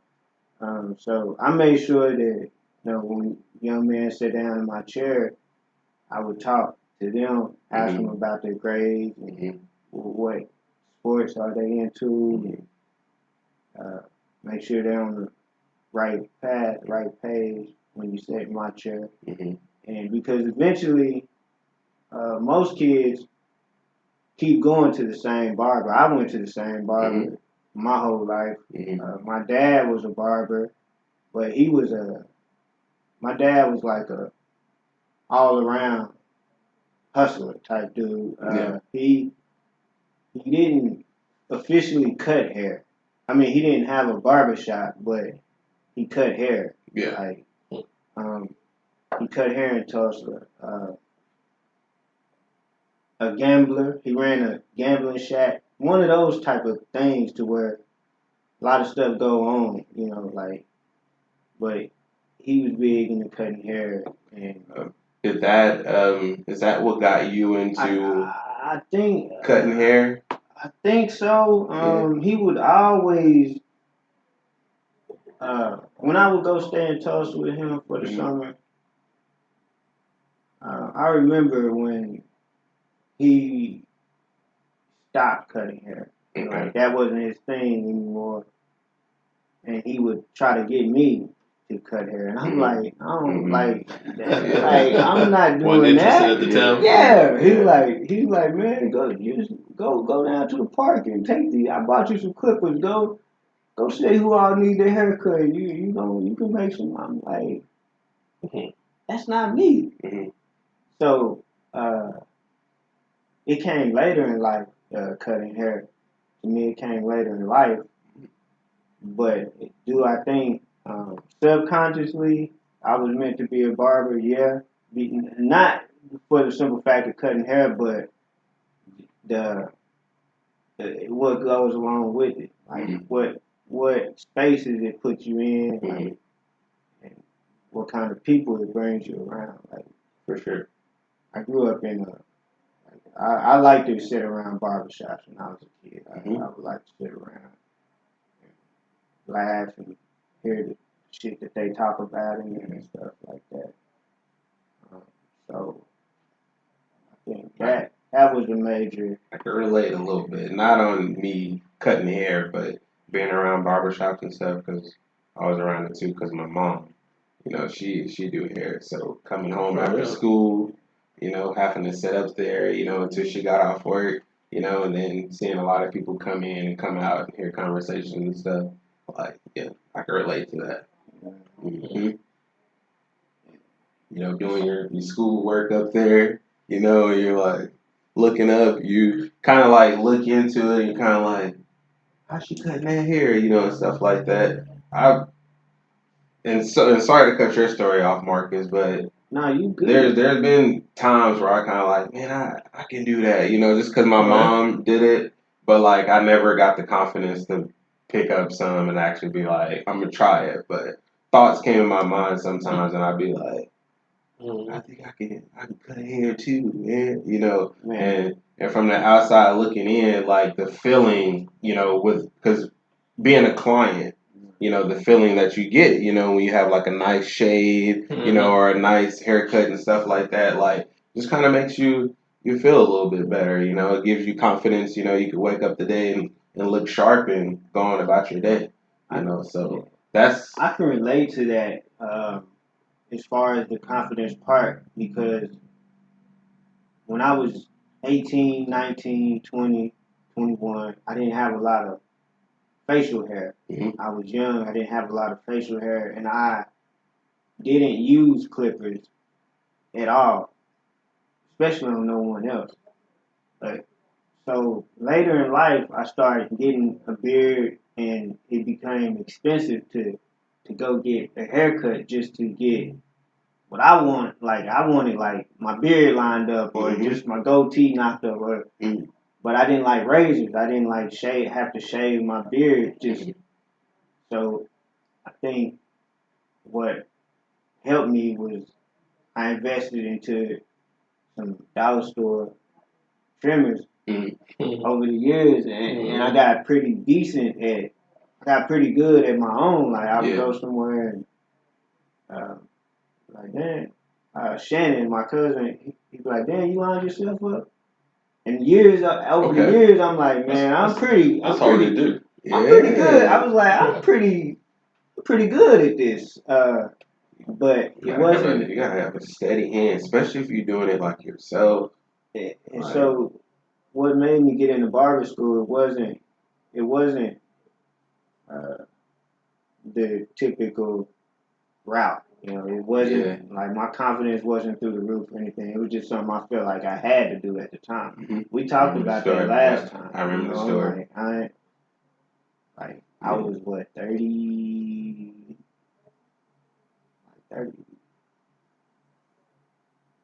34, 34. So that's older. You know what I'm saying? Compared to everybody else. Yeah. That's older. So did you feel like you was coming into a young man's game? I did. I felt like that, but it felt like it was more out of if I can't mess this up because I ain't got no more chances. Because like with the federal grant, the school I was about to go back to college. I was gonna go to college, but he knows I didn't know what I wanted in college. But I was the same way. Right. Yeah. And you know how that is. Like I've been once, and I'm like, I already know what the outcome is gonna be. I mean, it's gonna be good at first, and then I'm gonna get burnt out and start lagging and not doing homework. If I don't finish it within that time, if I don't finish the work within the hour of class, then I'm not gonna do it later. So I'm not gonna waste my Pell Grant or my time. So I checked my resources and hollered at a few people, and like, shit, barber school it is. And still a school. So yeah. Right. Yeah. So right there for school, I've actually went and got haircuts at barber schools before. And I have. I've went and got haircuts at barber schools too before. $5 cuts. Yeah, $5 cuts, and sometimes that's what you're gonna get, a $5 cut. That's for sure.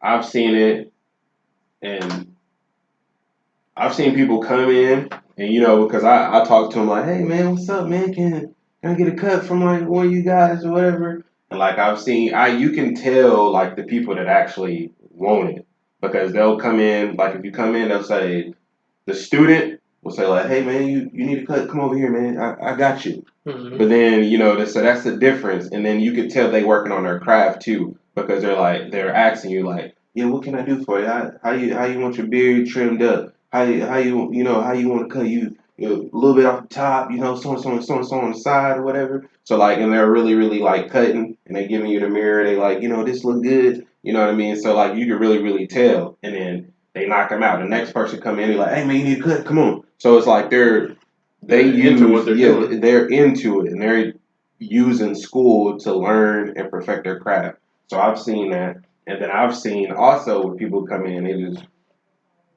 they're in school, trying to hide. They just scared, nervous. And then I've seen people, the instructor be like, hey, what you doing? Can you cut his hair? And that's from the outside looking in, Marcus. So because I'm telling you from like a client's like standpoint. What do you see? What do you see when you? I'm asking. Okay. So if I'm looking for a barber, because I like to stick with the same barber too.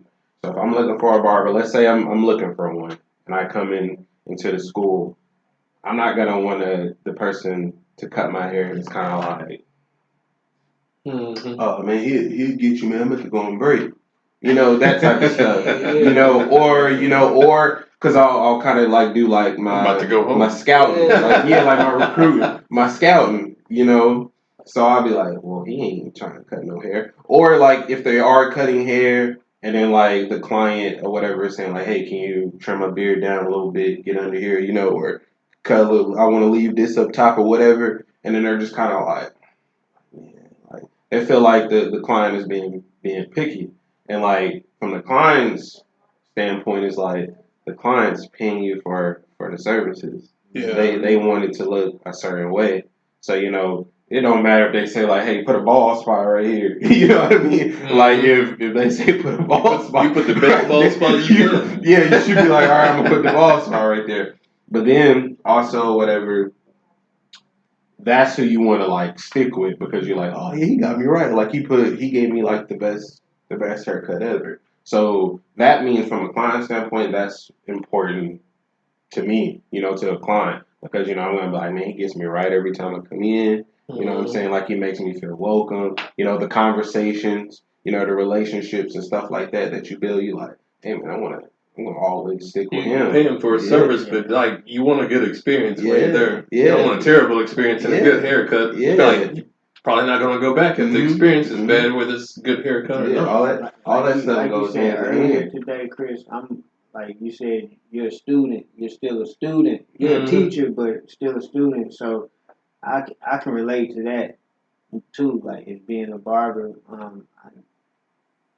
I still am a student, like even though I'm a barber now, but like you said, you went into the barber school to get a haircut, and you seen things, you seen people sitting around, you seen the one that was hungry who was like, hey, I can get you. Mm-hmm. I was once that person, like, hey, I can get you, but at first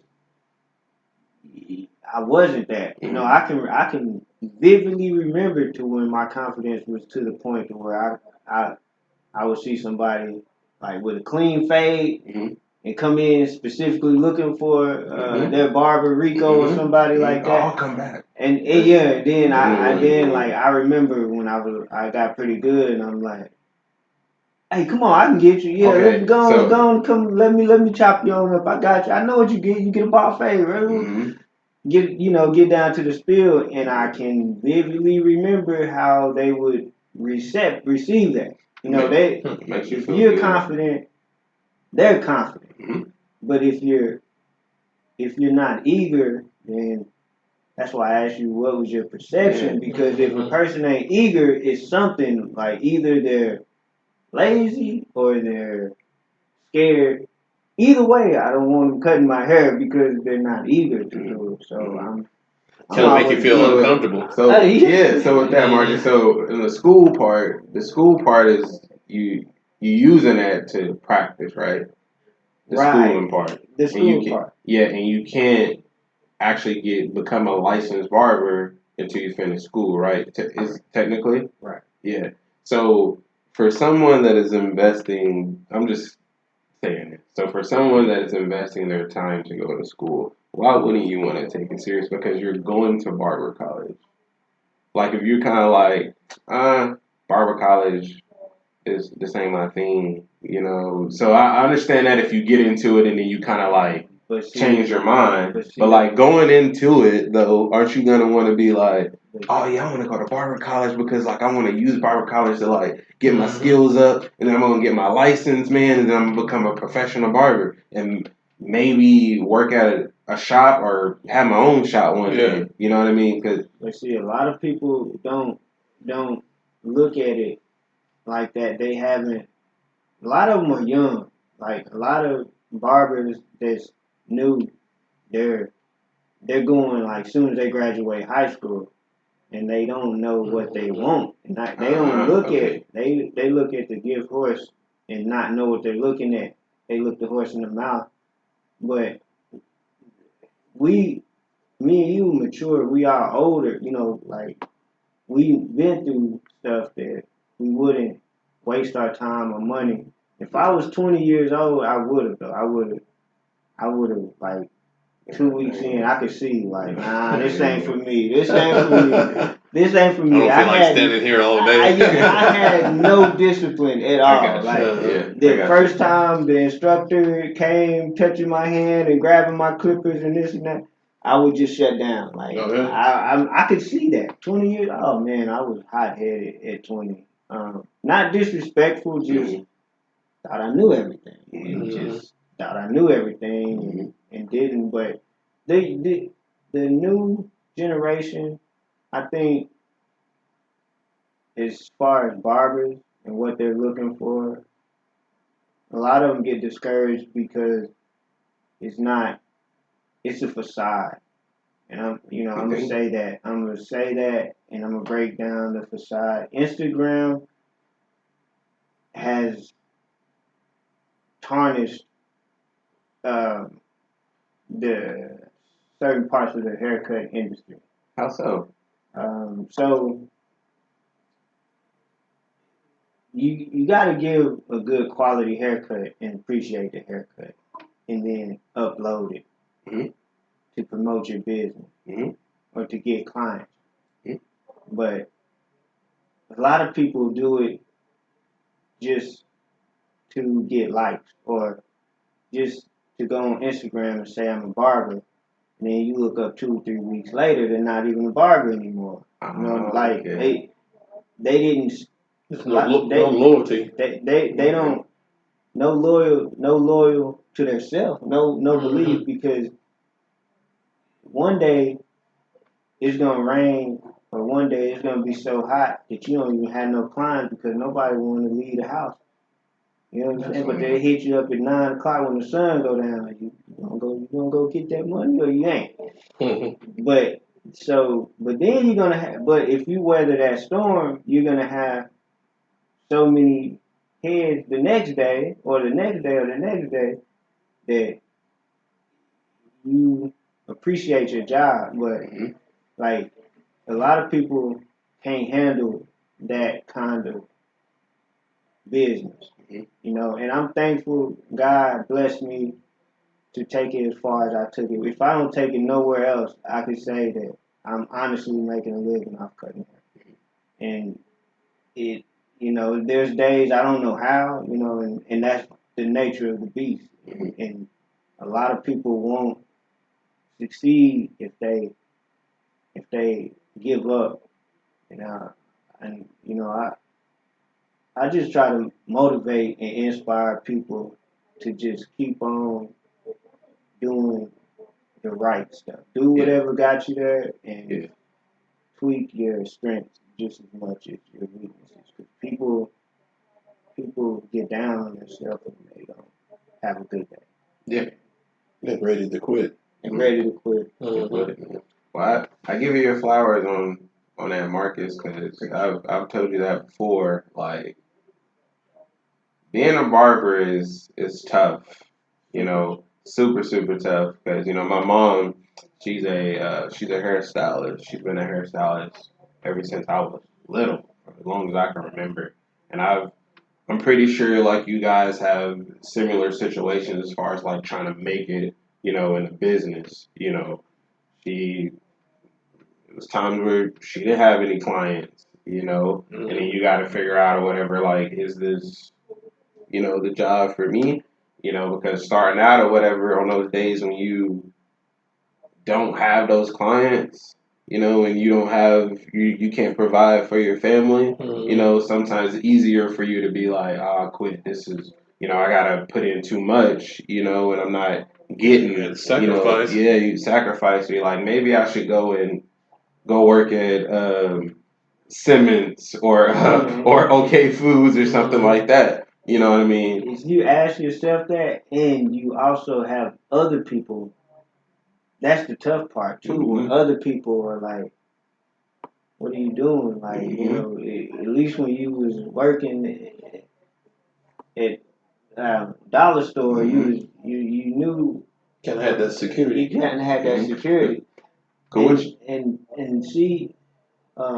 I think you had called it something. Sorry to cut you off, but you had called it something on the last episode. I think you said you have to. It's kind of like a hunter. I think you said like you have to eat what you kill. Eat what you kill. So it's like that. So if you don't actually go out and get it, you're not gonna eat. And it's easier for someone to be like, I'd just rather take the easy route, and just have them like hand it to me, instead of going out and getting it. Like. That's that being a barber. Yeah, that gotta do that mindset. It fits me. Like I don't try to tell somebody else to go do risk, go take a risk. Mm-hmm. It's just either you do or you don't want to be a barber, like, and relationships is difficult on the financial part, because you gotta you want to sit down. I want to sit down and take a glance at my check, like what my check is gonna be. I know I work 40 hours or 20 or 60 hours this week, so no, I got this much coming in, but you don't get it like that. You know what I'm saying? You look at, oh shoot, I got so many haircuts tomorrow. I put in 40 hours this week, but I only cut 2 people, so it's different. Is that what you're kind of saying? Not even that. It's just you never know. You never know. Yeah. I'm not saying like looking back. I'm saying, how do you even forecast it? Just hard work. Just and it's spiritual too. Like higher power. Like I'm gonna say God. Like you gotta. I just put everything into God. Yeah, it's like that in our business because like we're both in service business. So like when you run the business, in order to have a business, you got to have clients that come in, and when the seasons aren't so great, they're just not going to show up to the services that we have because these services are usually the first thing that people cut. No pun intended. When they're trying to save $1. When times get tough, all the services they drop, and then like you have to have electric, you have to have this at your house, but all these other services that you get are the first thing that people they'll cut off. So I'm glad you brought that up, Marcus. Probably you might know what I'm about to say, but if not, I'm gonna say. I'm glad you brought that up. So during COVID, everything shut down. Like the world shut down, dang near, or whatever. Barbershops, everything shut down. That's what made me give Marcus like his props, his respect, everything. So, people was hair was going crazy. Everybody was staying in the house, beers and stuff. People were getting, gyms are shut down, so you can't go work out. You had to, everything, unless you have it in your house or whatever, where you could do some workouts in the house. But anyway, so, haircut. I needed a haircut. It's going crazy. So I'm like, man, I can't cut my own hair. Or whatever. So like I'm asking my wife or whatever. I'm like, man, you think I should go buy some clippers and like start cutting like my own hair? And then she was like, I mean, you could, but it's probably not gonna be like how you want it or whatever. And then she was like, but if you're cool with like having your hair cut like how you don't want it, sure, like go for it. And I was like, can you cut it? And I was like, all I just want you to do is just like shave it off or whatever. Yeah, you know. And I was like, and then when stuff opens back up, you know, my hair grow back, you know, I'll get back to like how I wanted. I was like, just shave it off. She was like, I'm not doing it or whatever. And you know, and I was just like, well, let me see. Like, I said, well, let me see who's still out there, like cutting hair, you know. So everybody's on social media. So I'm on social media and stuff like that. And before I started going to Marcus, there was another barber that cut my hair. So I reached out to him, and I was like, hey man, I was like, I know everybody's like quarantined and stuff like that, like it's COVID and everything like that. But I was like, is there any chance or whatever that you could cut my hair or whatever? I was like, I can come to you, you can come to me. You know, we can have gloves, you know, masks, all that stuff. We can go outside or whatever. Even if you rather me not come to go inside of your house or you come inside of my house, we can go outside. I was like, we got the wet wipes, sanitation, all that stuff or whatever. And then he was like, nah, you know, he was like, I can't do it or whatever, you know, for like the whole stuff. He was like, I just can't risk it, you know. So trying to pull your license. He was like, yeah, and I don't know if that was. I snuck a post on there. Yeah. Like I left it up for like 2 or 3 hours, and then my sister was like, "Don't be doing that. They you know, you friends with the school and the barber board and all that." Yeah. I was like, I'm gonna take it down, but I gotta stain their brain a little bit. Yeah. Now let them know when they need a barber. So I reach out to Marcus. I'm like, hey man, I reached out to like 3 or 4 other barbers. I was like, they're not doing it, man. They're not risking it. They saying like it's too risky, or for whatever reason they don't want to cut it. And I'm like, is there any chance or whatever like you can cut my hair? Marcus said, yeah, man, like, I gotta go get mine. So he said, I'm getting mine. He said, everybody out here, man, they not trying to make no money. He said, I gotta get mine, man. He said, I gotta stay relevant. I'm still, you know, trying to perfect my craft and everything. So he said, yeah, man. He said, I said, do I need to come to you or you come to me? He said, man, I'll come to you. Mm-hmm. You know, and like that right there, you know, and you did a couple times. I think maybe 2 or 3 times you came over to the house or whatever. I think, was it like, did we do it outside? I think the first time we did it in like the little hallway area, I think it was. Wasn't it like in the little kitchen area? I think when you cut it. Because like, you know, where you come in my house and there's like the door. I think we did it like right there. And then I think like the other 2 times we did it on the porch. Did we? I think the first time we came in the house. Cause I think first time. Did we? Okay. I don't know. Because I know one time, I know my wife was like... I wasn't scared of COVID. Yeah, because I know my wife was like... my wife said something, I think. Remember? She said, shut the door.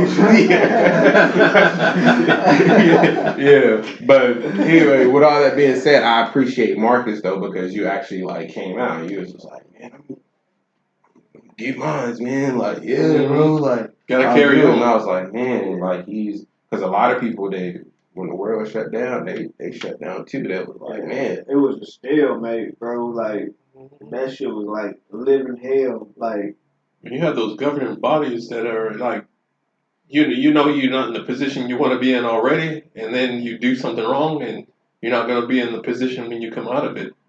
Like that works on you. And now you got your own barbershop. Man. See that? So you got a story to tell, Marcus. A lot of barbers quit doing COVID. You kept going.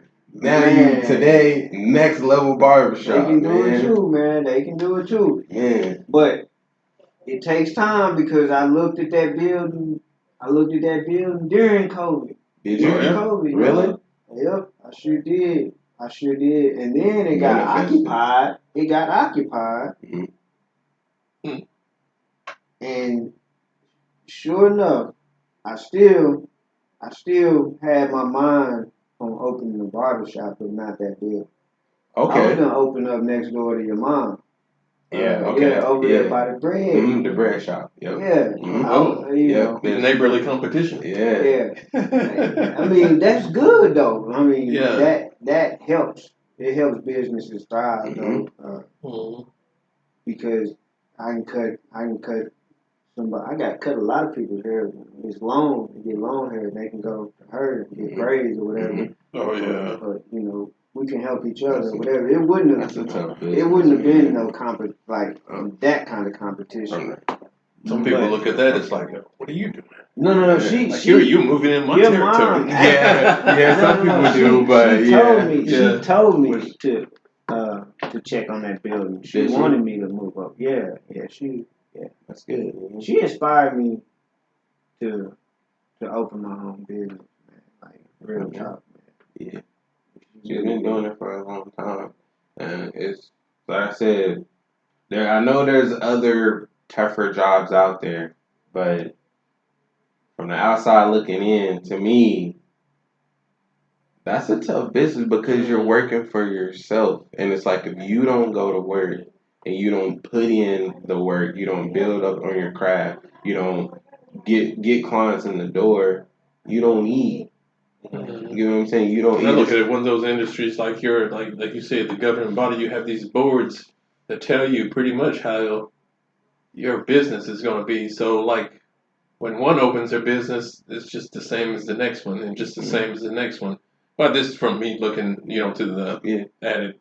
I may be wrong, but I know how like business works. So you try and have your business where you offer not the same as the next person on the block. When you come in, when I go to markets, I know I'm getting this, and it's going to be still.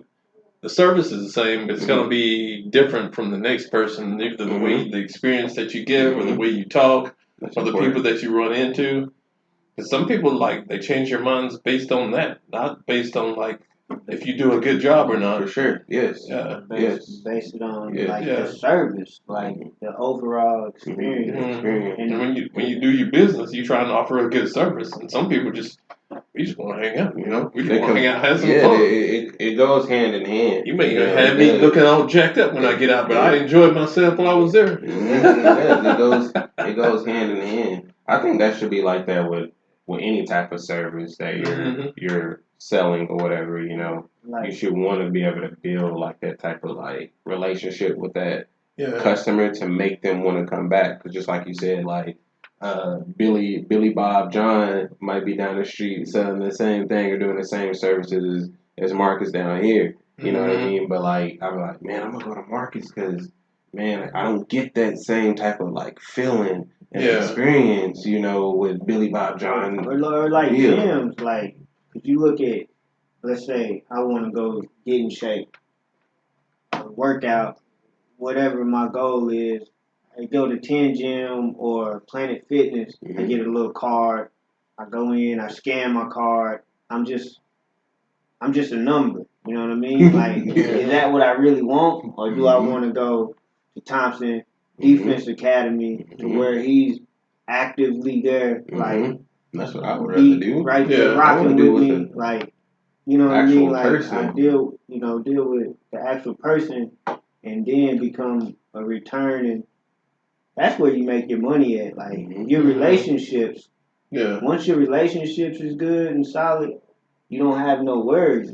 You know what you're putting out there. I know I'm gonna bear the fruit that I plant.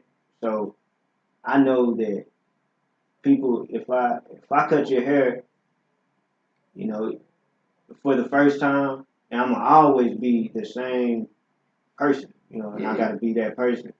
That's how you retain customers because you're right. Customers like our business, they pay our bills. You know what I'm saying? I like it like that than a boss man telling me, "Hey, I cut your check." You know what I mean? I pay you for sure. I pay your bills, motherfucker. You know what I'm saying? I'd rather treat my customers right and than to go be treated any type of way by the supervisor. Some of these other places, they have, you can tell, I can tell anyway, you go in and it's structured and it's this certain way, and when you talk to the people, they ask you the same questions across the board. And some of them aren't really into it. Some of them are, And some of them are just going through the motions because they'll try and strike up a conversation. And once you answer it, they don't answer back. Because they really didn't care to begin with. They're only doing it because they're coloring by numbers. Yeah. And I've had others that are really into it and like concerned and have stories to tell and like it's a good conversation. Yeah. But that I ain't gonna waste my time. Yeah. I ain't gonna be like, let me go over here to Chris's shop over here. I'm only coming one time. Like if I got my mindset like, man, he got a shop. What they do over there? Yeah. I'm really going just speaking for myself. I'm gonna be like, if I walk in here and I ask questions and I say, hey man, how can I get signed up?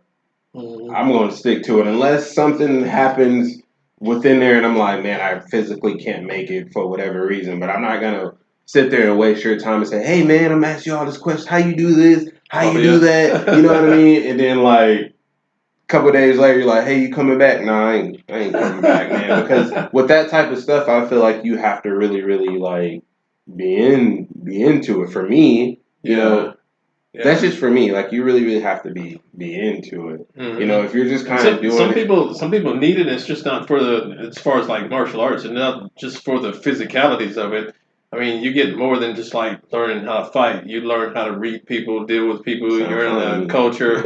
Yeah, you're learning how to follow instructions, and sometimes you learn how to like teach the other person that's with you that you're partnered up with, and you learn like different body types. There'll be some small people that give you some problems, and there'll be some big people that just won't or that will, and like knowing that across the board, you're not gonna get that experience on the street. You're gonna get a rude experience on the street and a different type of lesson. You think it's more dangerous on the? Yeah. I think somebody being trained is more dangerous than somebody on the street. No. Yes or no? What do you mean? So like mixed martial arts or jiu-jitsu, you know, if they're trained to do that at a high level, you can be more dangerous if you use that stuff on the street, right? Let's say like a random person come up and they're like trying to throw a punch or a kick and you like and see that can you catch that kick or dodge that punch and you're bam, that's the whole idea. Yeah. And that's the theory all behind it, because I mentioned that a lot in class. A lot of it, this is like curriculum and it's theory, and you know the high percentages that you will succeed. But in reality, when you're out there on the street and you don't know the individual, there's always that puncher's chance, and you can't dictate your atmosphere or your terrain on the street. Yeah. You can when you walk into a ring, because you know like it's not going to rain. There's no mud puddle over here. Mm-hmm. There's not two friends that's going to come up underneath the canvas and get you. But when you're out here in this other terrain, there's so many possibilities. Like you could be the best trained person and think you just have a one-on-one out here, somebody trying to take something. You think, shoot, I can take this guy. Yeah. You know, you're not doing this to me today. And you lay into them, and two other people grab you and throw you in a van. Yeah, you don't know the terrain out here. Yeah, that's just the true reality of it. Yeah, and people come in, and some people like to hear that in self-defense because it makes you think. But other people don't like it because I want to be. They'll come into the gym and think, well, I've heard Muay Thai is the best martial art. And I'm like, Muay Thai may be the best martial art for certain people. Yeah. Jiu-Jitsu may be the best art, for certain people. But it depends on the individual. Like, if you're just totally uncomfortable with fighting on the ground and, it makes you physically incapacitated to do it, that's not the martial art for you. You may want to stand up. Yeah. Because it's not the martial art. It's the person and how they use it. I got a good one for him. Yeah. You ever had a student of yours or someone that come in for a little while and went out into the world, think like not being disciplined, because everybody's different. Like some people gonna come in and they want it. My cup is empty. I want you to fill my cup up with. I don't know shit. I don't know nothing. Yeah. I just want you to teach me everything. But then, like that person, like you said, someone come in like I heard Muay Thai was better. Like, have you ever had one that come in in your class and then automatically assume that they're ready to go whoop somebody's ass at the club or bar or anything? I've seen some people that's not necessarily students, but I've had a lot of people come in for trials. I've seen some people that come in and they kind of think that when we get, we talk and they'll explain, their perspectives and, I'll explain mine. And I always say the best thing for you to do is the experience. And like we have trial class, you can come in and do a trial class and this or that and see how you like it. And they'll find out, which one is best for them or the one they're most comfortable with. And I've had some that's just not talked as much and they didn't have the physicalities like they thought they would when they get out there with a smaller dude or whatever. And it's not like it's not like you're bumping the floor with somebody. It's just that they're what they've always heard or what they thought their physicalities weren't as efficient as what they wanted to be. Yeah, because their fighting is different when you get in there and you do it all the time. But if you think you're gonna just come up off the couch, and fight a bunch of people, sometimes it's not. You don't get the results you want. He said you don't get the Marcus started laughing. Oh yeah, I don't like it. For me, I'm not. I like to keep like people like at a distance. Yeah, because I feel like if once they get close and they like grab me, they like throw me on the floor. I'm like, oh man, like it's different, because I'm like, they got me on. They can slam me, they can choke me. You know what I mean? They can break my arm or whatever. So it's like when I like to keep them at a distance because I was like, I can see you. If you throw a punch, maybe I can try to dodge it or like, And see, that's the second thing we teach as far as like even competition. Distance is important, but the first is always awareness. The second one is distance, and you have those two, and they make your physical prowess or whatever your physical abilities better when you can be aware and control distance, because you control where a fight may or may not take place. You go this way, I'm like, I got you going that way. You throw a punch, I dodge or whatever. But it's like once you get it in here, I'm like, okay, now what am I gonna do? Everybody. Now what am I gonna do? You watch wrestlers, The Rock or whoever, come up and. I'm like Rick Ross, man. I gotta use the bathroom. I gotta use the bathroom, but I will be back. I'm not doing the Rick Ross. And he never came back. Have you seen that? Yeah, he never came back. My dude went to the bathroom and never came back. Yeah. It's funny as hell. He was on 85 South. But no, I'm drinking this. Maybe we can get some sponsors. I'm drinking this Rockstar, Blueberry, Hemp Seed, Unplugged. Oh gosh. Sugar free. Is it good, Marcus? Man, it's fire. Shout out to them, man. shout out to the sponsors. Yeah, man. The Blueberry. Blueberry. For sure. Yeah, man. Well, yeah. You said that you have a trial run? Yeah, we do trials for the people coming in, because the best thing to do is trial class. And, one of the things our intent is, we're always intending to build each program, but one of our missions is just like to help people improve themselves, to make them into a better, not say better person, but a better version of themselves. And some people's goals are different when they come in. Some are to like be competitive. Some are just like to be physically fit. Some are like, I'm kind of awkward. I want to learn how to, move better. And some are just for self-protection.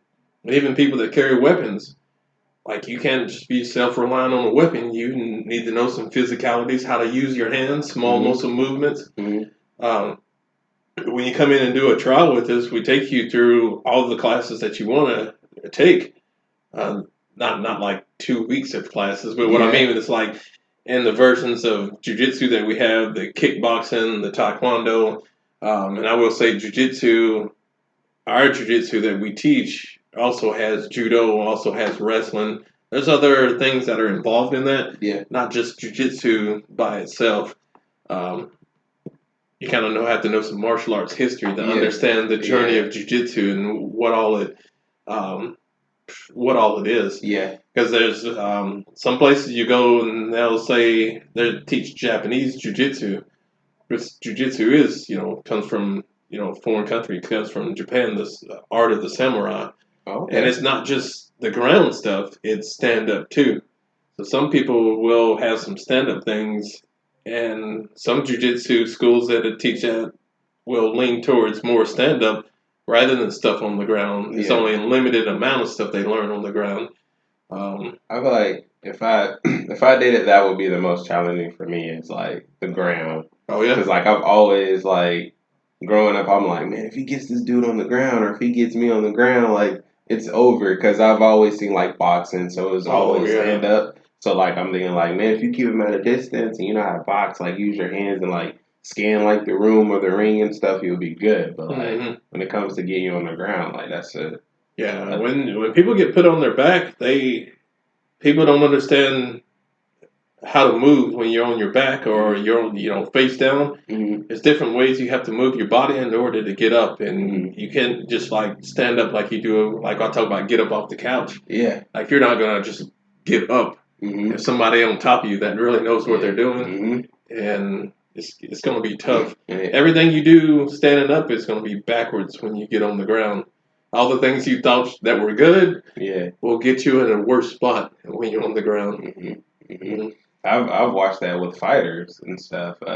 UFC, they'll get on the ground. They'll be on the ground for 2 or 3 minutes or so, and then once they get back up, it's like they're a totally different fighter because with them being on the ground, like it wore them out. Like they're putting like their weight on you, and they got you in all types of like holds and stuff. It's a game of leverage. I mean, if you understand leverage, when the majority of us, we're on the seesaw at one point, and you understand how the seesaw works.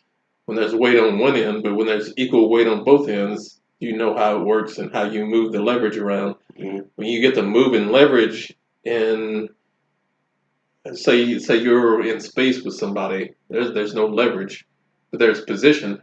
But once you have gravity involved, now you have leverage that moves in different types of ways, and you combine those two together. And now you got to figure out where to put your weight and where not to put your weight. And when I'm teaching people, a lot of it's like, I'll tell people right here, you're in your own way and you have to get out of your way. Yeah.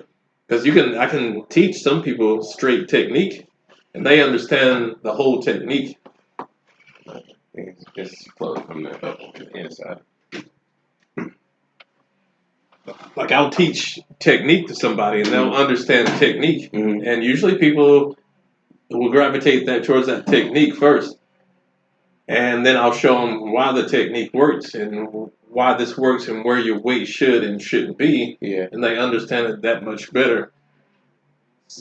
But if I'm backwards in those types of things and I show you where to put your weight, then show you the technique, some may not learn as well. So when you teach people, you have to understand which way is best for them to learn, and whether they're audible, or visual learners, or a combination of the both.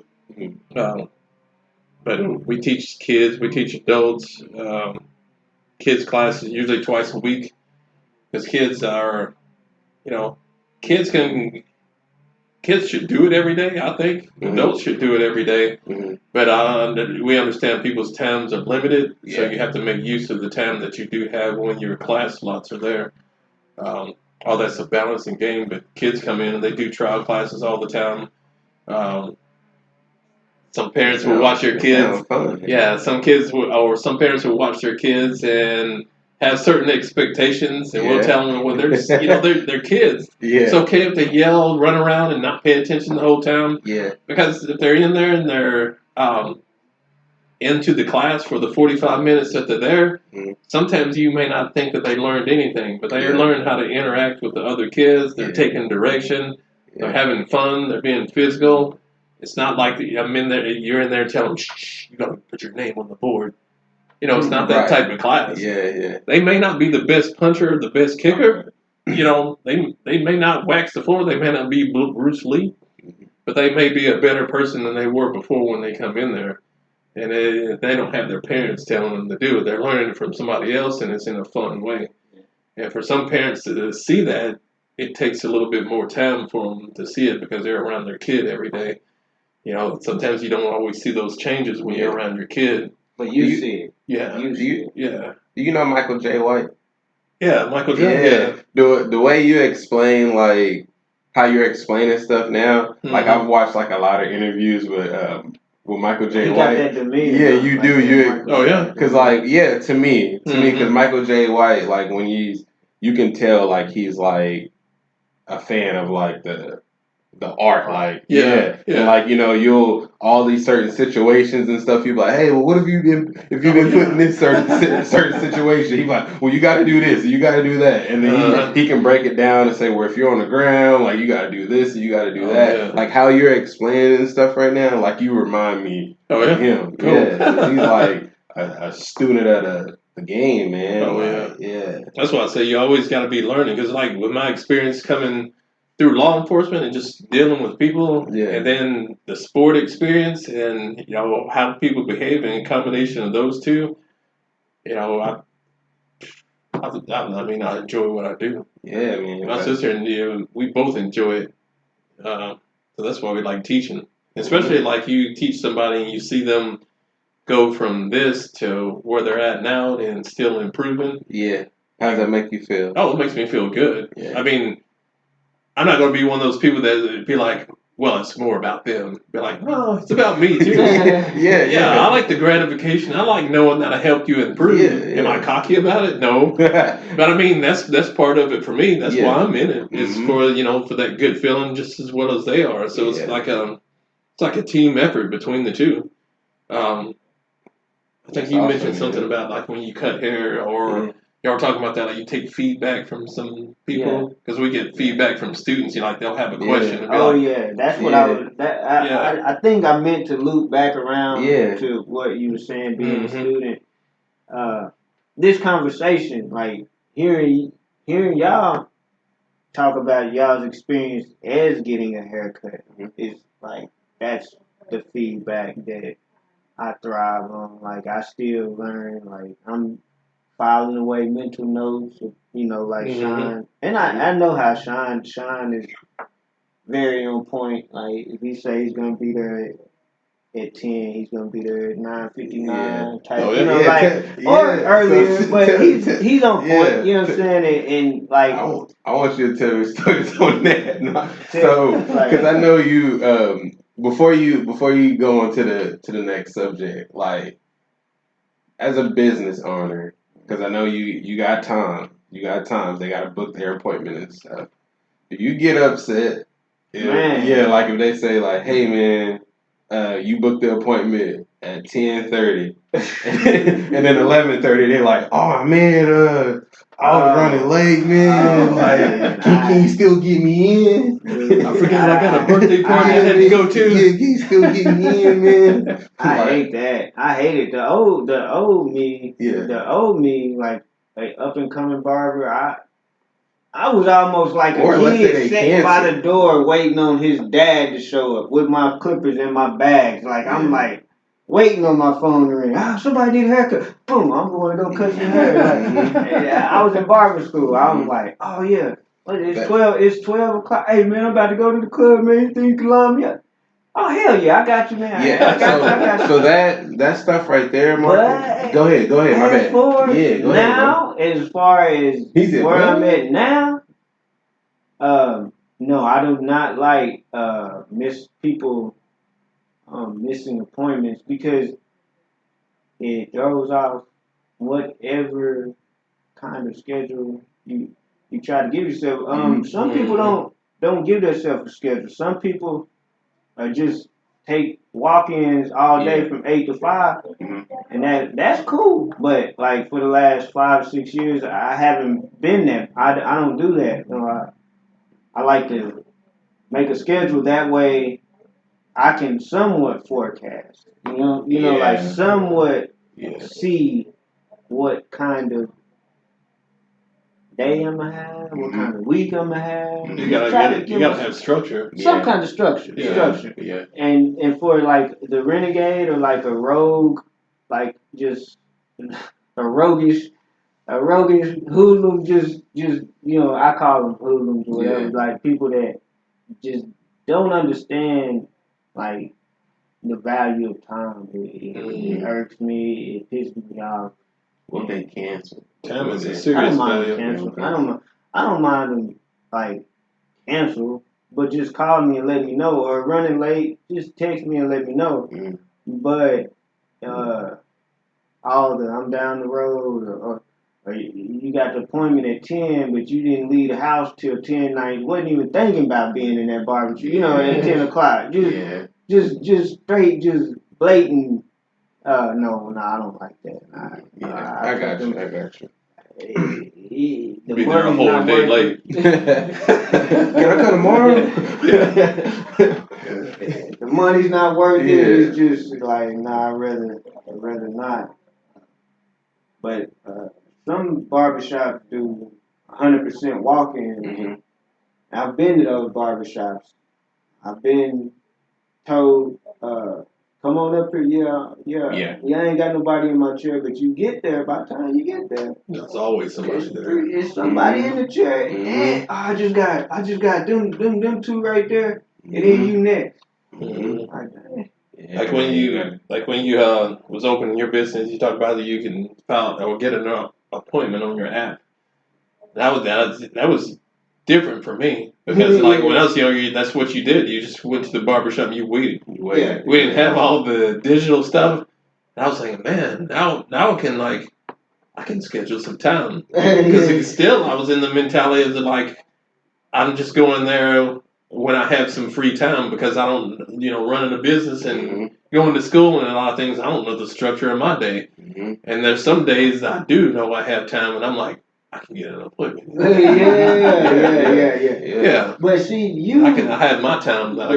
But you can like, and plus your hair is simple. Your haircut is simple too. So like you don't gotta really book anyway because we're so close to each other anyway. Yeah.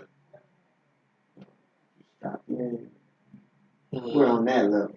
Yeah, next level barbershop. Next level. That's the next level. Yeah. So how'd you come up with the name Next Level? Oh man. Because you about to take it to the next level. I mean, no, it wasn't nothing crazy or anything. I just did the process of elimination. Like I just started. I was overthinking it. And then shout out to one of my somebody I talked to about this kind of stuff, and they was really like, just keep it simple. And all right, Next Level Barbershop. That's what it's gonna be called. That's how. So we came up with that. You're gonna take it to the next level. When you come up and did you first start cutting hair in here in Fort Smith? Yeah. Tom, I met you. He's over at the other side of town. Yeah. Now when you left there, like when you got out of their business there, you went in on your own. No. So I left there and went to the barber room. Okay. Yeah, that was my. The barber room was my structure. That's where I got a lot of structure from because it was, like you said, booking app, and I developed the business skills. The business skills over there at the barber room. Because J-Cuts was walk in, Yeah. So you know that. That's how we had like so many conversations. And you said you met Kyron over there? Yeah. Sean used to cut Kyron's hair. I don't know if he's still there.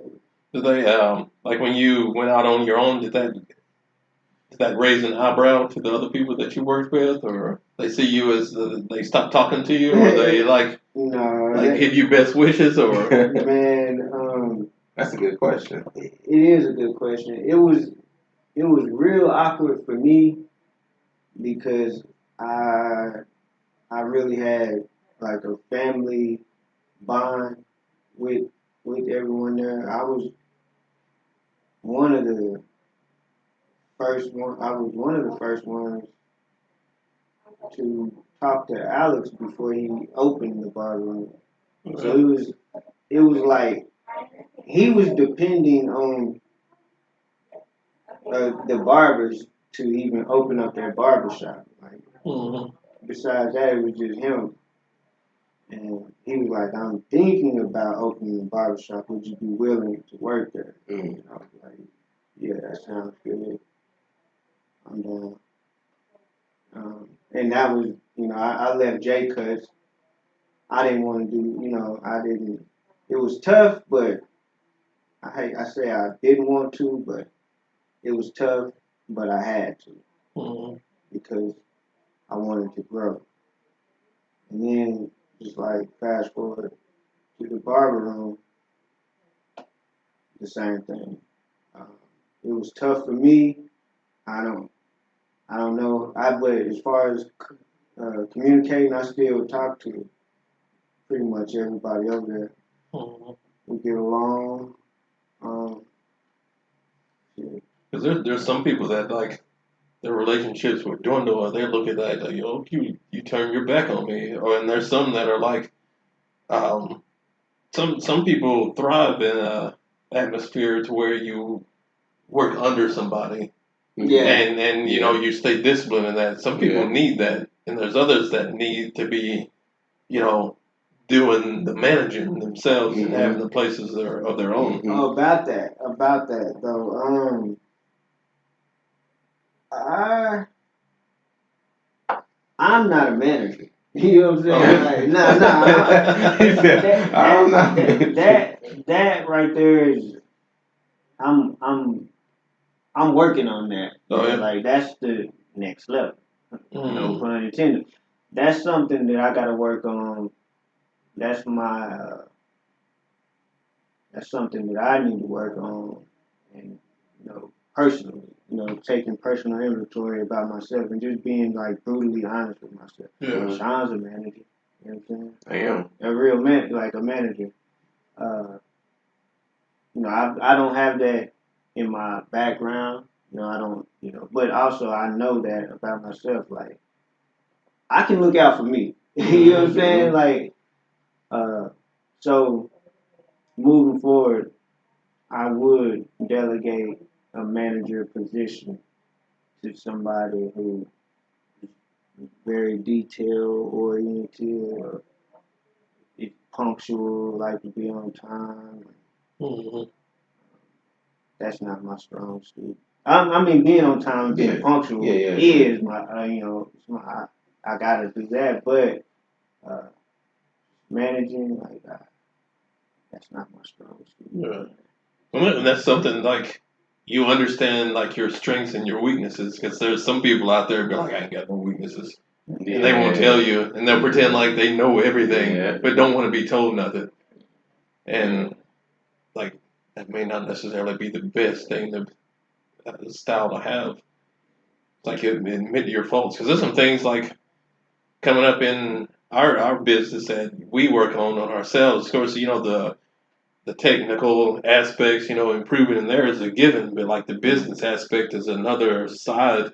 It's completely different. Like you go in there, you cut hair. That's a skill, but like running the business is a whole different type of ball game. Whole different ball game. Yeah, and sometimes you gotta run the books. When we run our business, it's always been having the abilities to like designate somebody else to do this, or to have help from here, and it's help in certain aspects, not help all across the board. Because when you were raised and you're brought up, you're taught this is yours, this is your responsibility, this is up to you to take care of. Yeah. But in one sense, yeah, that's true. But you still have to learn to get help or to ask for help in other places that you need it. Yeah. Like you need some financial help, you got to say it. You just can't be like pretend like I don't need no financial help. I've got to do it. I've got to do it, but you don't know how to do it. When you don't know how to do it, you got to find places. Mm-hmm. So True. Like us as parents, when you tell your kids, you stick to it. You better do it. You figure out a way. That only works so far. You want them to do it, but still they have to have help in some things. That's similar to it's almost similar to the Lamar Jackson thing. Yeah. I think we talked about that. I don't know. It's kind of old, but what I was thinking that he was making a mistake. You know what I'm saying, by sticking with his mom instead of getting an agent. Yeah. But I think I remember that story. Yeah. It's pretty much what you're saying.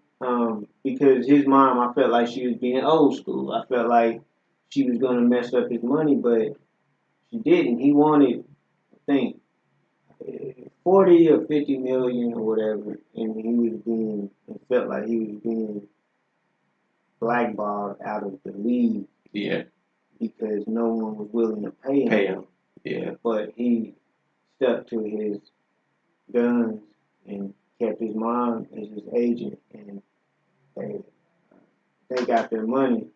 But like you were saying, Chris, it only works so far. Like this is your job. Like no one else is gonna count my money. It's so many things that could have went wrong in that situation, and I was even like, damn, what is he doing? He was making a mistake. Yeah. But that rarely happens in business. You got to appoint people that are skilled at what they do. Finances, being managers, because you can't do I can't do everything. Yeah, I'm good at cutting hair. You gotta learn how to delegate. But just some stuff, because you can't be at three or four, two places at one, 3 or 4 places at a time.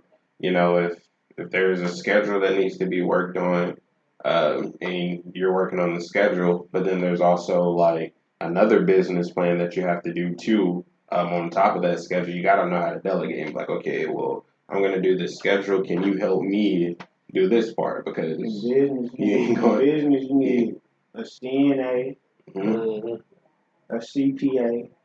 You need somebody to manicure. I mean, you can cut the grass yourself, but if somebody else to do it. What's the position when you first walk in, and because I've seen other barbershops have it that when you first walk in they have like the receptionist. They'll say who's your appointment with today, and then you'll say, hey, I'm here with Marcus, and they'll say what's the time, 1 o'clock, and they're like, okay, like I'll book you in, I'll make sure I'll let them know that you're here, and that way. Just like you, if you're in a session, a training session with Sean, and I come in, somebody might come in. I might come in and be like, "Hey, I was here to talk to Chris," but I'm sure you have someone to how to handle that situation. Like, don't come get me just because they see if you could see what they really need. Like, he's busy right now. Is there anything I can help you with? Well, I was looking to sign up. Simple as that. All right. Well, here's the format. We'll get you signed up. Do you have that type of like?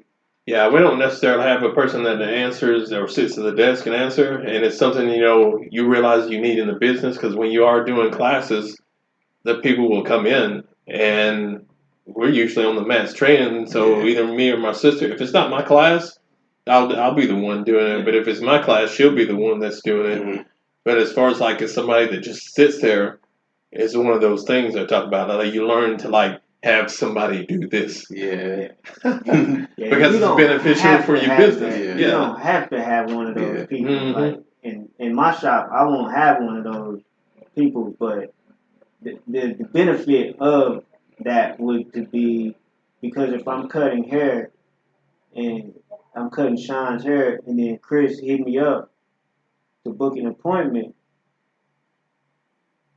I might not, well, let's say I do get the message, but realistically, you like, hey Marcus, I gotta be at this meeting at 10:45, so I need all that time to go straight to his haircut. So it would be nice to be like, hey,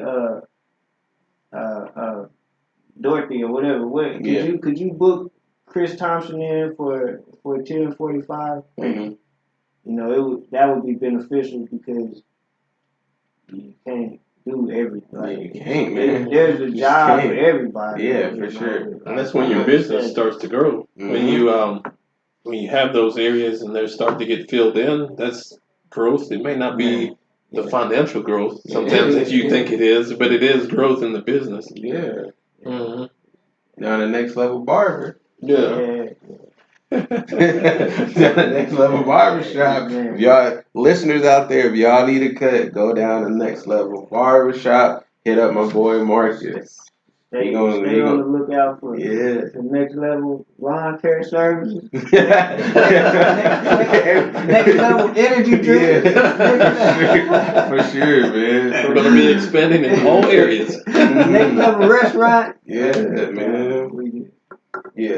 We just gonna take it easy and focus on next level barbershop, pushing the brand. Eventually, I would like to go from. I got 2 chairs now. I would like to up that up to about 10 and get them full. Get 10. I would have to have a big enough place for that, of course. But if 10 chairs, if a 10-chair barbershop would be too much, I would like to have 2 barbershops eventually. And just continue to grow. But also, I would like to work with people who is more interested in owning their own shop as well. Like, for sure. Like, I don't know if I can't depend on someone else to want to open a next level barbershop, but manage a next level barbershop. That would be an ultimate dream. I talked to my son about getting his barber license and becoming a barber. We working on that. He's not in barber school right now, but it's in the back of his mind. It's not in the front, but it's definitely in the back. He talks about it a lot. He just don't have the time. 10 months. You gotta take that 10-month course. You either gotta have money saved up, or you gotta like. I had my baby mama hold me down. Yeah. That's tough to do. Yeah, because that just the school is a job in itself, but of course because you don't get paid when you're going to barber school, so you have to put in the hours. So you got to figure out a time to where you got to fit that in your schedule. Like, do I use all my time to go to school, or do I use my time or whatever with like go to school half of the day and then work half of the day because you still got to survive and make ends meet. So you can't. That's the thing. You can't go half a day. Ooh, like those are like occurrences. Really? Like you got to go all day. So you can't say, all right, I'm gonna you gotta be committed. I'm gonna do 3 hours. I'm gonna do 3 hours today. I wish it was like tomorrow I might do 2. You can't do that. If it was like that, it would be dope. It's not. No, I don't know why they don't make it like that. That was it. 1,500 or a night hours. school. 1,500 hours is 1,500 hours. Like, let them go 2 or 3 hours and then go to work. But so probably those people probably have nighttime jobs then. Because they'll probably go to barber college during the day. And I think some get eligible for grants and or loans. I guess some people are. yeah, I did. I got a grant and a student loan. I definitely had to take out a student loan, but not everybody does that. Mm-hmm. Not everyone does that. That's why I say it's tough, man, because you got to make that decision on if you really want to do that or not. I help barbers that's barbers now. It feels good to walk them or talk them. I ain't walk nobody, but I talk them through the process of how to go about getting their license. Mm-hmm. And it feels good to see them go get their barber license. Yeah. And making a living being a barber right now. It feels good to see barbers make a living. Like, to me, Period. like, I have no, like, I'm not in no competitions with anyone. Mm-hmm. Like, I just know what it takes to thrive in it. Yeah. And it, like, you don't got to be rich. You don't got to be poor. And it's not about that. It's just like, is your bills paid? Are you happy? Are you, is cutting hair fulfilling anything? And I see people that's doing good like that, and I'm proud of them. It made me feel good to know that shit. You stand with it, even though some days it's slow. We hit each other up like, damn, it's slow today. Is it like that over there? Yeah, it's like that over here. That's how it is. But when it's good, you can't even get through to them because they busy. I find that unique in your line of work. You cut hair, and it's something that most people need. Some people don't have hair, but people need haircuts, need to style their hair. Beauticians or barbers, and in my line of work, like, you're either going to compete or you're going to defend yourself. Most people need to know how to defend themselves, have some kind of physicalities about them, but like, you don't see that as a necessity. Like cutting hair, you see it as a necessity because it gets long, you cut it. Yeah. And then you have the people that, I'm going to do it myself, and you'll see them, and you'll be like, oh, shoot, look at that hair. You notice the little details that's not quite right here. It's crooked. It could have been lined up, but it's satisfied for them. Yeah. But we have that in our field where people that just do it all themselves, and they're self-trained and don't have no structure and learn from a video, and we see the same things in them. It's like, that's kind of rough. He can't hold his base here. Yeah. He can't throw a good punch. He won't sit down on the punch. He doesn't move. There's a lot of things, that you see when you run a business. You get your eyes open to it. But the person outside, I guess you say the layman, doesn't really see those differences because they're just like, I'm doing it just like you are, but you know good and well that they're not. And you're like, why don't you come see me? Why don't you come in? Let me just let me line you up a couple of times and let me show you like what a good cut is and how it feels. They get there and they get that feeling, and they're like, wow, he was right. And, we do that to people. Come in and like, let me show you this. And sometimes we get ego and be like, that was better, but I don't want to admit it. Yeah. Because you can't see it, but yours, you can see it in the mirror. And they're like, oh, shoot, I need to start, having somebody do my hair. Because you notice, but that's, I found that kind of unique from parts of your customer base. That's two different perspectives, too. Like, I didn't even think about it that way. Not just retaining customers, but you're saying like the eye of seeing the results of the craft or lack thereof. And like you said, barbers see what another barber sees because they're looking at a haircut. A fighter, a trainer, you see, he see the nuances and Like we see a knockout on YouTube at the train station between two big buff brothers. And like, damn, dude got them hands or whatever. And he probably looking at it and seeing like, man, he threw that off the wrong foot. He just caught him. It was lucky. He got a lucky hit. But and I was having this conversation with a friend of mine who cuts hair. And she's thriving. She's good, and I always tell her like I'm proud of you. You know, I'm proud of you. But she was like, I want to quit. She was like, my haircuts aren't good, and it's hard to get people to sit in my chair because I'm a girl already.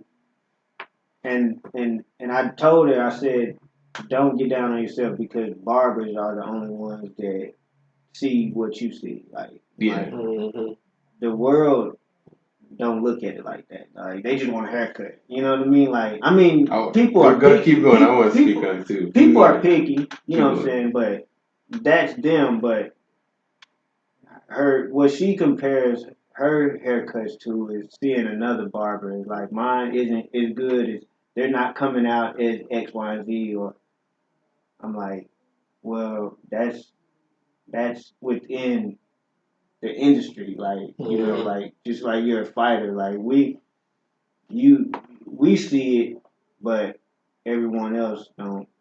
They're not looking for that, you know. Like even me, like if I go to get a haircut, and I told her, I said, if a person is like cool, confident, good conversation, and did everything right, I'm cool with my haircut. The worst thing I'm gonna do is put on a hat or whatever like that. But I wouldn't make the barber feel like they don't know what the hell they're doing. I feel like barbers got that bad, like nitpicking about another barber and stuff. Like, I've seen that before. I've been in a chair before, and a barber's cutting my hair, and then another barber coming. You know like, and to you, like, what are y'all talking about? And to you, how does that make you feel? Like that make you feel like you something wrong with your haircut? Yeah, like they'll critique the haircut, you know, or they'll kind of butt into like the conversation that like me and my barber having. You know, like they'll sit right there and be like, you know what I mean? But and I'll be like, I'm talking to my barber.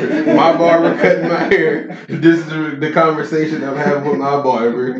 You know what I mean? Like, I don't want you to critique the haircut or give your input on the conversation we're having. But I don't know. But there's some barbershops where the floor is open. You know what I mean? They're in there talking. They'll say, you know, like, hey man, what do you all think about this and this and this? So I've seen it in two different ways. I've seen it or whatever where we're sitting down and you're cut and you can actually, it's just you and that barber talking and you can tell by like the tone of the voice. You're like, hey man, so how you doing today, man? Your mom doing okay? It's just like a one-on-one. But then I've seen it too or whatever where, you know, the game can be on or something, you know, you cut here, you're like, hey, y'all see the game on, man, like, you looking so, everybody's like talking, they're laughing, joking, everybody's having a conversation about whatever the topic is, so, I don't know, like, I've seen it both ways. So someone comes into the academy, and they've been going there for a while, and they're looking around, they see how flush your kicks is, his time, everybody's doing better than that person, and they're like, man, I just feel like I'm not good, or how do you boost someone's confidence or make their confidence thrive? Even, you know, they've been coming and they're like having doubts on themselves. Like, how do you? I experienced that with some people, especially in jiu-jitsu, because it's I would like everybody to measure their own progress against themselves and not measure their progress against the next person, because that's something that we, you know, in jiu-jitsu we experience that more. I think it's just because it's more complex. Like kickboxing, you know, they're not sitting down on their punches, or they think somebody looks better than what they can do. And I've had that feeling before And sometimes I still have the feeling because I look at somebody else and I want to look just like them. Yeah. You're not going to look just like somebody else throwing a punch or a kick, no matter how good it is, because you're an individual, and what you do is specific to your strengths or just how you move. So you're never going to be able to look like somebody else how you want to look. But like, I can show them the things that they're doing well, and the things that they're doing. And I hate to use the term, the things that they're doing right. Yeah. Because in a nutshell, it's only wrong if it doesn't work. If you're fighting one person, it's only wrong if it doesn't work. It's not really a right or a wrong, because you can throw a crazy looking punch and knock somebody out, and it's not technically right. Yeah. But it can show you the things that you improved on. Some people like video. They like to videotape themselves, during the class. And like, I wouldn't suggest like videotaping every day, but if you videotape a class and maybe 6 months down the road you videotape yourself again, you're gonna see a totally different person on those 2 videos. Yeah, especially the way we teach. You're not gonna be in the same spot you were 6 months ago. Yeah, that would be dope. That would be dope. Mm-hmm. Out of 6 months, what would you say how many sessions would a 6 months be? Maximum sessions? That's like, was it 52 weeks in a year? Was half to 21? So that'd be like 84. You could get up to 84 plus. You could get more sessions in. And that's equivalent to like, that's not 84 hours. That would be more than 84 hours. Yeah. But that would be in a 6 months' time. That's if you attended every class. Kickboxing is possible to go in and just attend every class. Jiu-jitsu, you can go in and attend every class. But do you really need to learn how to recover? Because it's demanding. It's physically demanding on some ends, and the amount of work that you put into it, it can be more physically demanding. We have older people that come in and they want to do jiu-jitsu, but at first it's a hard undertaking for them because they never laid on the ground. Yeah. And just for them to lay on the ground, it's just hard to do then. It can be done, but it's just a slower process. And you're not going to see that much results the same as the next person, but you are going to see results. Yeah. Just like I talked about, in 6 months, you're going to see results. But are you going to look like, the process. Yeah, you're not going to look like Jimmy or Sue or whoever over here. You're going to look a difference in yourself. Yeah. Yeah, that's understandable. For the competitive people, it's different. If you're trying to compete, your competitors, I think, can be harder on themselves because they look for daily improvements. And it's you gotta have a taste of blood when it comes down to competition. Yeah, because you want to be tested, every so often. And what I mean by tested, I mean like tested like, oh, we're going kind of hard today. Jiu-jitsu, you can match the gas and go 100%. If you're doing like boxing or something, you don't need to be going 100% every day. Yeah, because you're gonna get tired. Yeah, well, no, you're gonna get brain fog sooner. What's that?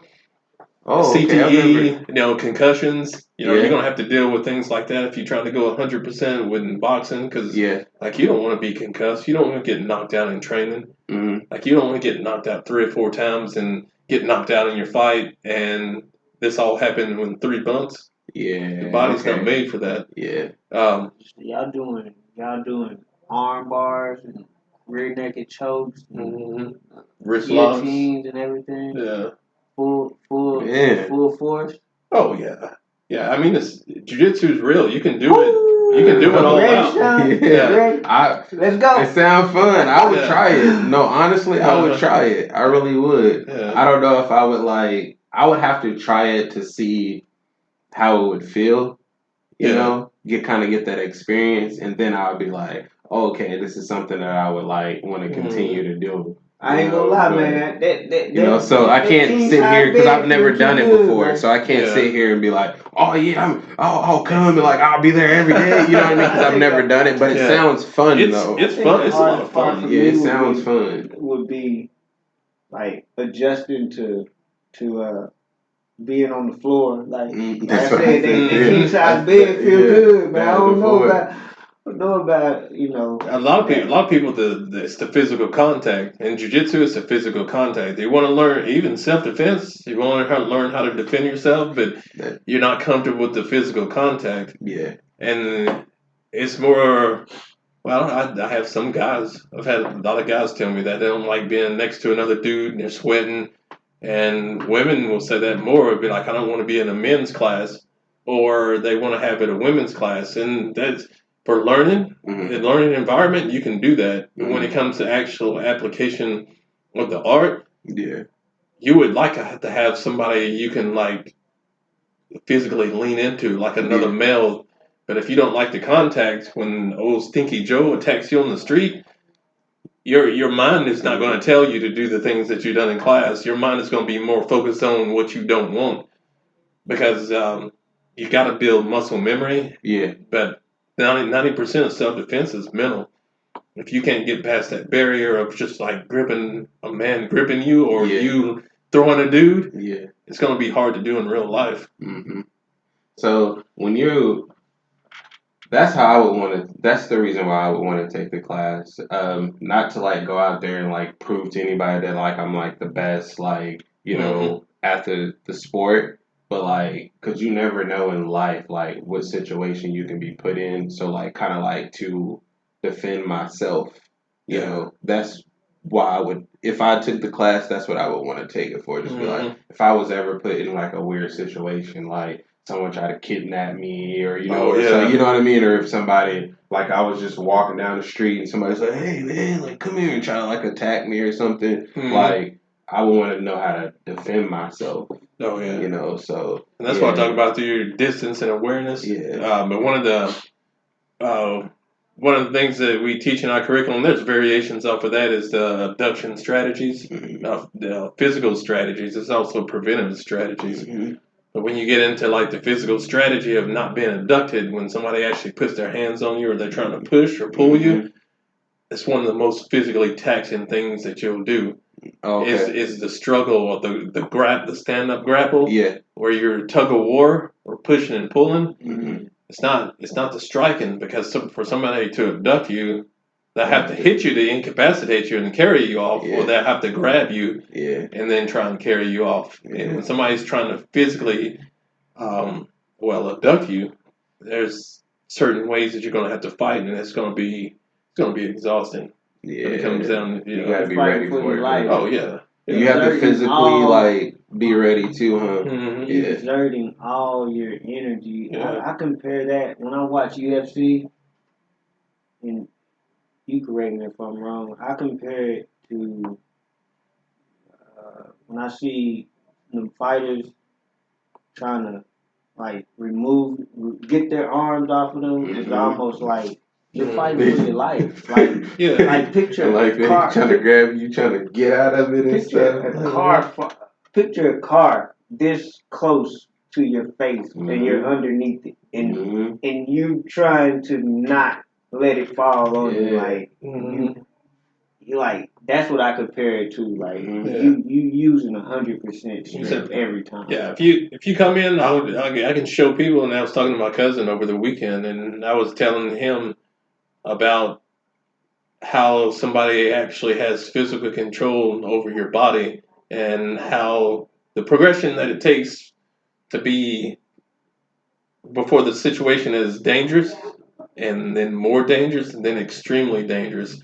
I can show you those different levels, and just by how somebody grabs you or the positions that you're in. And it's one of the things that you learn in jiu-jitsu. Somebody may grab you and it looks like, man, oh, he's choking me, he's serious, I'm about to go down. And I can tell you how it's not going to go down based on how easy it is for you to actually get out if you move your body in the right way. And then there's positions to where this is serious. You know, you're coming out of the quicksand on this one. Kind of like how you would say, Marcus, like, to us, we'll look at a video and we'll be like, oh man, like that dude, it's over.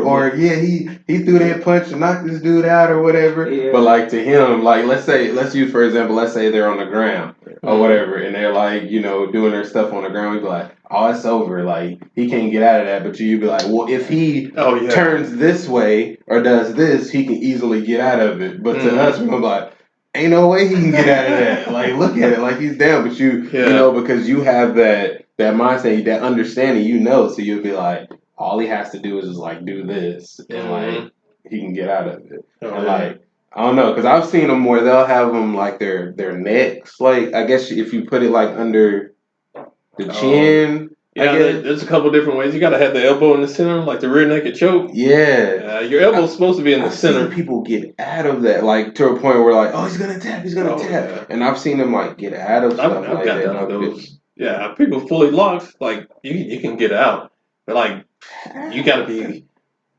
This is what I tell my students: you gotta be willing to go deep through the forest to do it.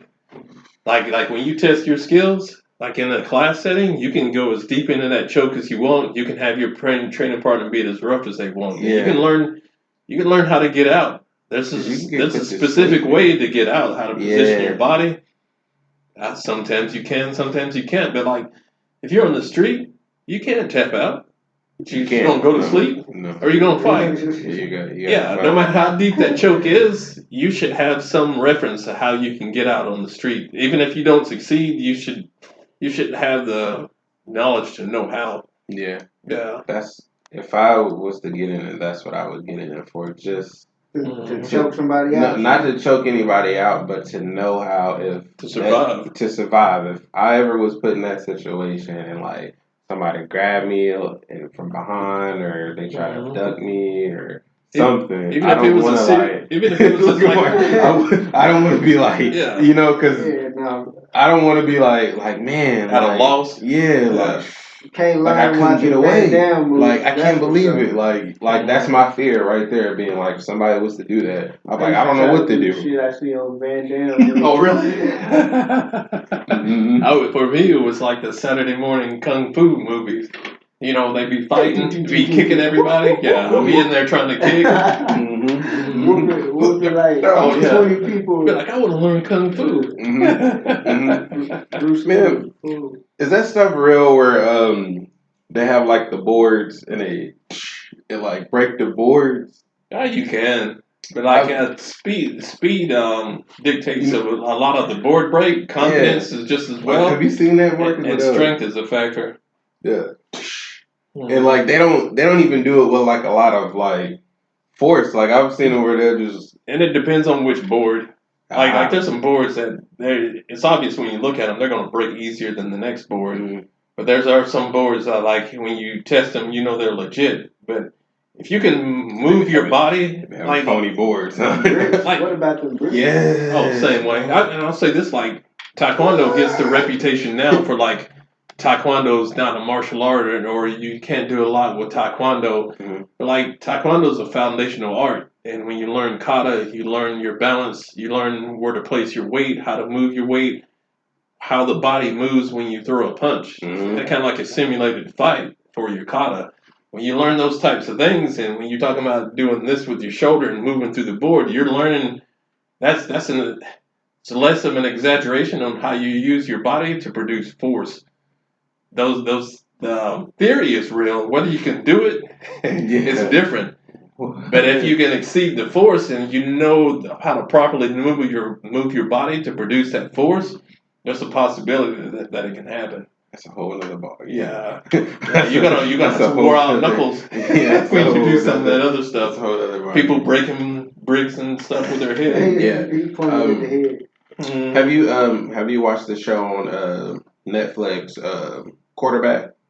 Have you seen it? I haven't seen it yet. Seen 2 episodes. Yeah, I was watching a little bit of it last night, and they was going behind the scenes with Patrick Mahomes, and it's kind of similar to what you were saying about like the way you move your body. Mm-hmm. He was I don't know if you guys have seen that part yet, or if you've seen a part. He was in the gym, and like the trainer was like teaching him certain ways that like how he was moving like his body and stuff, and like they said he's like the way like he's trained, like they said like his spine or something, because you know how Patrick Mahomes like how he moves and stuff, how he throws like his little side arms and stuff like that, and how when he's running and stuff, throwing out the wrong foot. Yeah, man, that stuff is. They said like he can be looking this way, and some of the way he like does his body or something, and he'll like throw it that way. Like they said, like it's something about like his bones and his joints and stuff or whatever. So is that kind of similar to like how like the punch?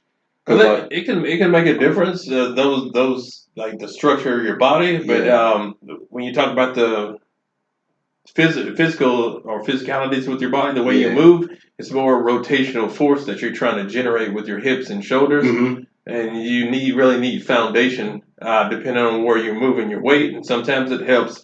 Like if you're moving your weight from your back foot to the front foot, and then you have rotation just as well. Or like you talk about Patrick Mahomes, if you're just off your front foot, you don't have any force coming from the back. But you do have the spin of your body, but your weight is just in one spot. But if you can generate force and move from the back to the front, you can produce more force. Yeah, because they were saying that's how he trains. Like he trains to where like if he's been put in like awkward situations, how he can like.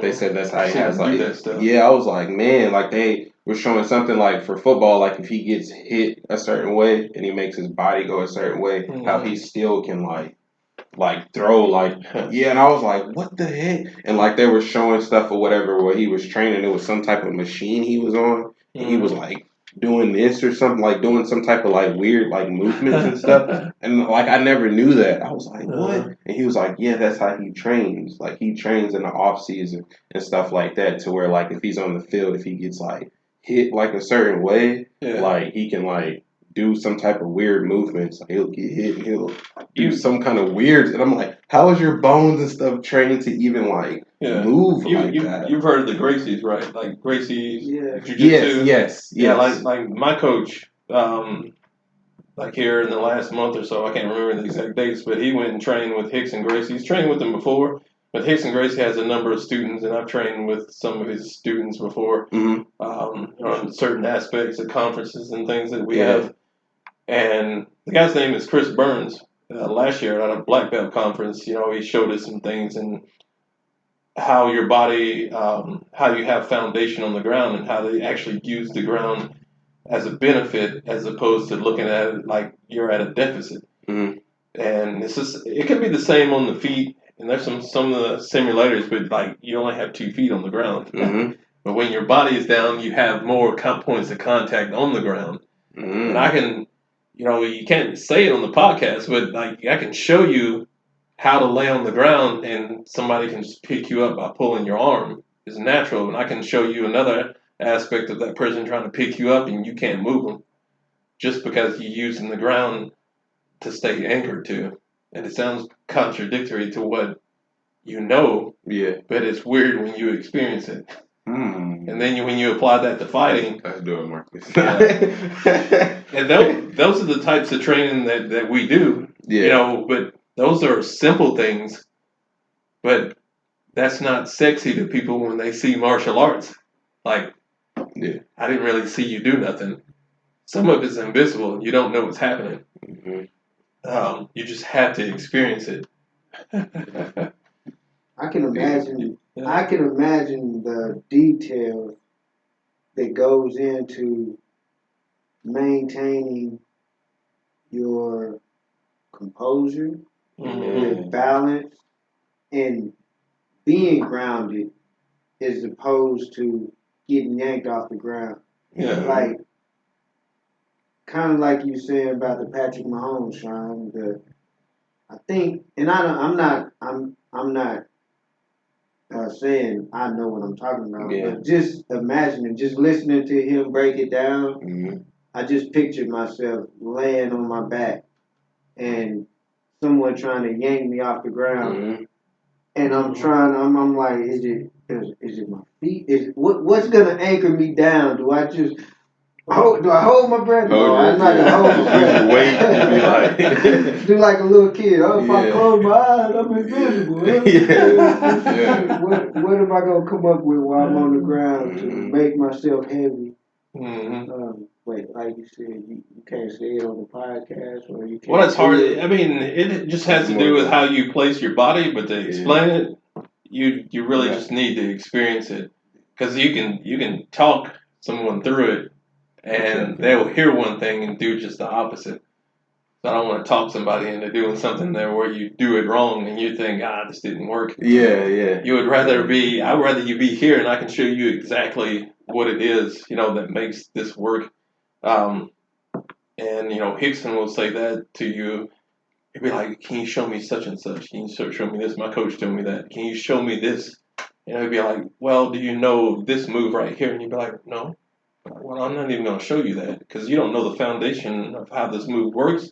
So you're kind of wasting your time showing you that until you learn this over here. The foundation. Man, that's science and mathematics. Yeah, so you have to know the foundation of this move.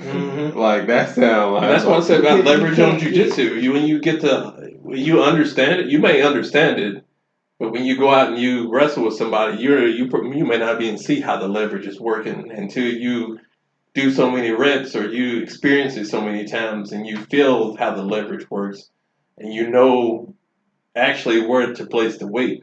Because as a teacher, I can tell you where the weight should be, but you will know it, but getting somebody there and then feeling it are two different things that you'll have to, you have to find it. That's deep, man. Yeah. Nah. That's deep. I didn't know all that stuff gets that deep, man. But that's why they call it the art. Science and formula, science and mathematics, man. It's like you can't skip a step. You know how you break down a math formula? That's what it seems like to me. Like you can't. He wouldn't teach me the guillotine without teaching me how to throw a proper jab. I'm sure. You gotta go through the proper steps. The structure of the body. Yeah. But that's why I was telling you, like, if you came into a class and I showed you all that basic stuff, you'd be bored.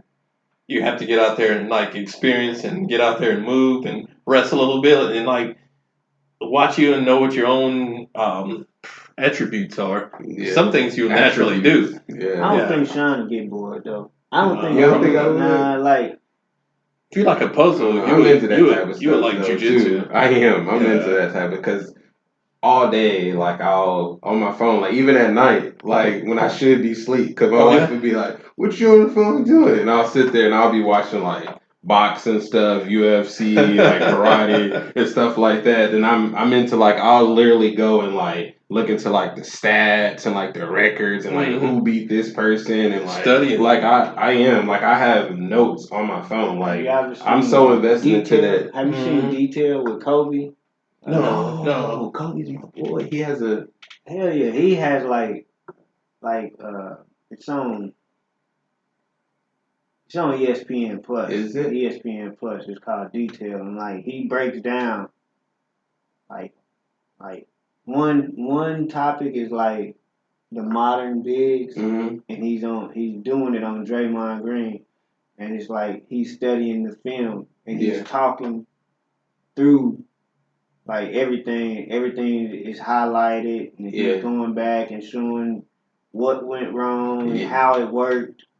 I haven't seen that one, but I've seen one with LeBron before. LeBron James did one. I didn't know Kobe had. So he has a whole. Does he? Yeah, he has like a whole season. Like wow. Yeah, it's pretty dope. Yeah, I've seen. That's what this shit's reminding me of. Like you breaking down. Oh yeah. Is it for on the one with Kobe is because if it's the same one, I've seen one with LeBron where he's watching film. And he'll say like, if this person cut, like if this person cut or whatever, you can make the pass over here. This person will be like wide open, or like the defender was like defending him like too much on the left over here. So if he like cross over and like go to the right, it's like an easy layup, like stuff like that. Like like he was like breaking like the science like down or whatever. And I was like, man. it's very similar to that. I don't know if you've seen the play in the playoffs where LeBron James went into like full-fledged coach mode on the play, and they got the turnover, No, I didn't see that. Really? He was like pointing, reading, like everybody was hitting the spot. It's almost like he knew exactly before it even happened what was about to happen. Yeah, and AD turned around and he. I wonder if that stuff was from studying his competition, or if it's from just knowing the look of their offense, I guess. Probably a little bit of both. Yeah, and just his being like a student of the game. Mm-hmm. Like that's a lot to recognize when you're standing on the court. Yeah, because you don't get the 3D look. Mm-hmm. Like you see everything and like it's all flat. Yeah. And I knew he was gonna overplay it to the right. Yeah, I knew he was, and you're like. It's before it even happens. You like, I'm gonna go this way, and then he's gonna overplay me to the right because he always overplays me to the right or whatever. So if I do like a little stutter step or something like that, he's gonna play it like I always do, and then I'm gonna blow past him. And you're like, what? See, people's ability to learn on the fly, like that. Like he had 2 experiences where it happened, and that was a lesson. And he knows the third time when you're coming down and you do it the same, I'm gonna get you now. That's crazy. I think. Can you do that in fighting too? I'm pretty sure in fighting too, you could do that because people have like certain like. More people are concerned about doing it to other people than like watching the other person. Unless you're like the greats like Silva, Anderson Silva. Yeah, like he was one that was just like, he was so bored. I think he was bored, and he just done a lot of the things to entertain himself. But at the core, he's waiting for you to do specific things to exploit it.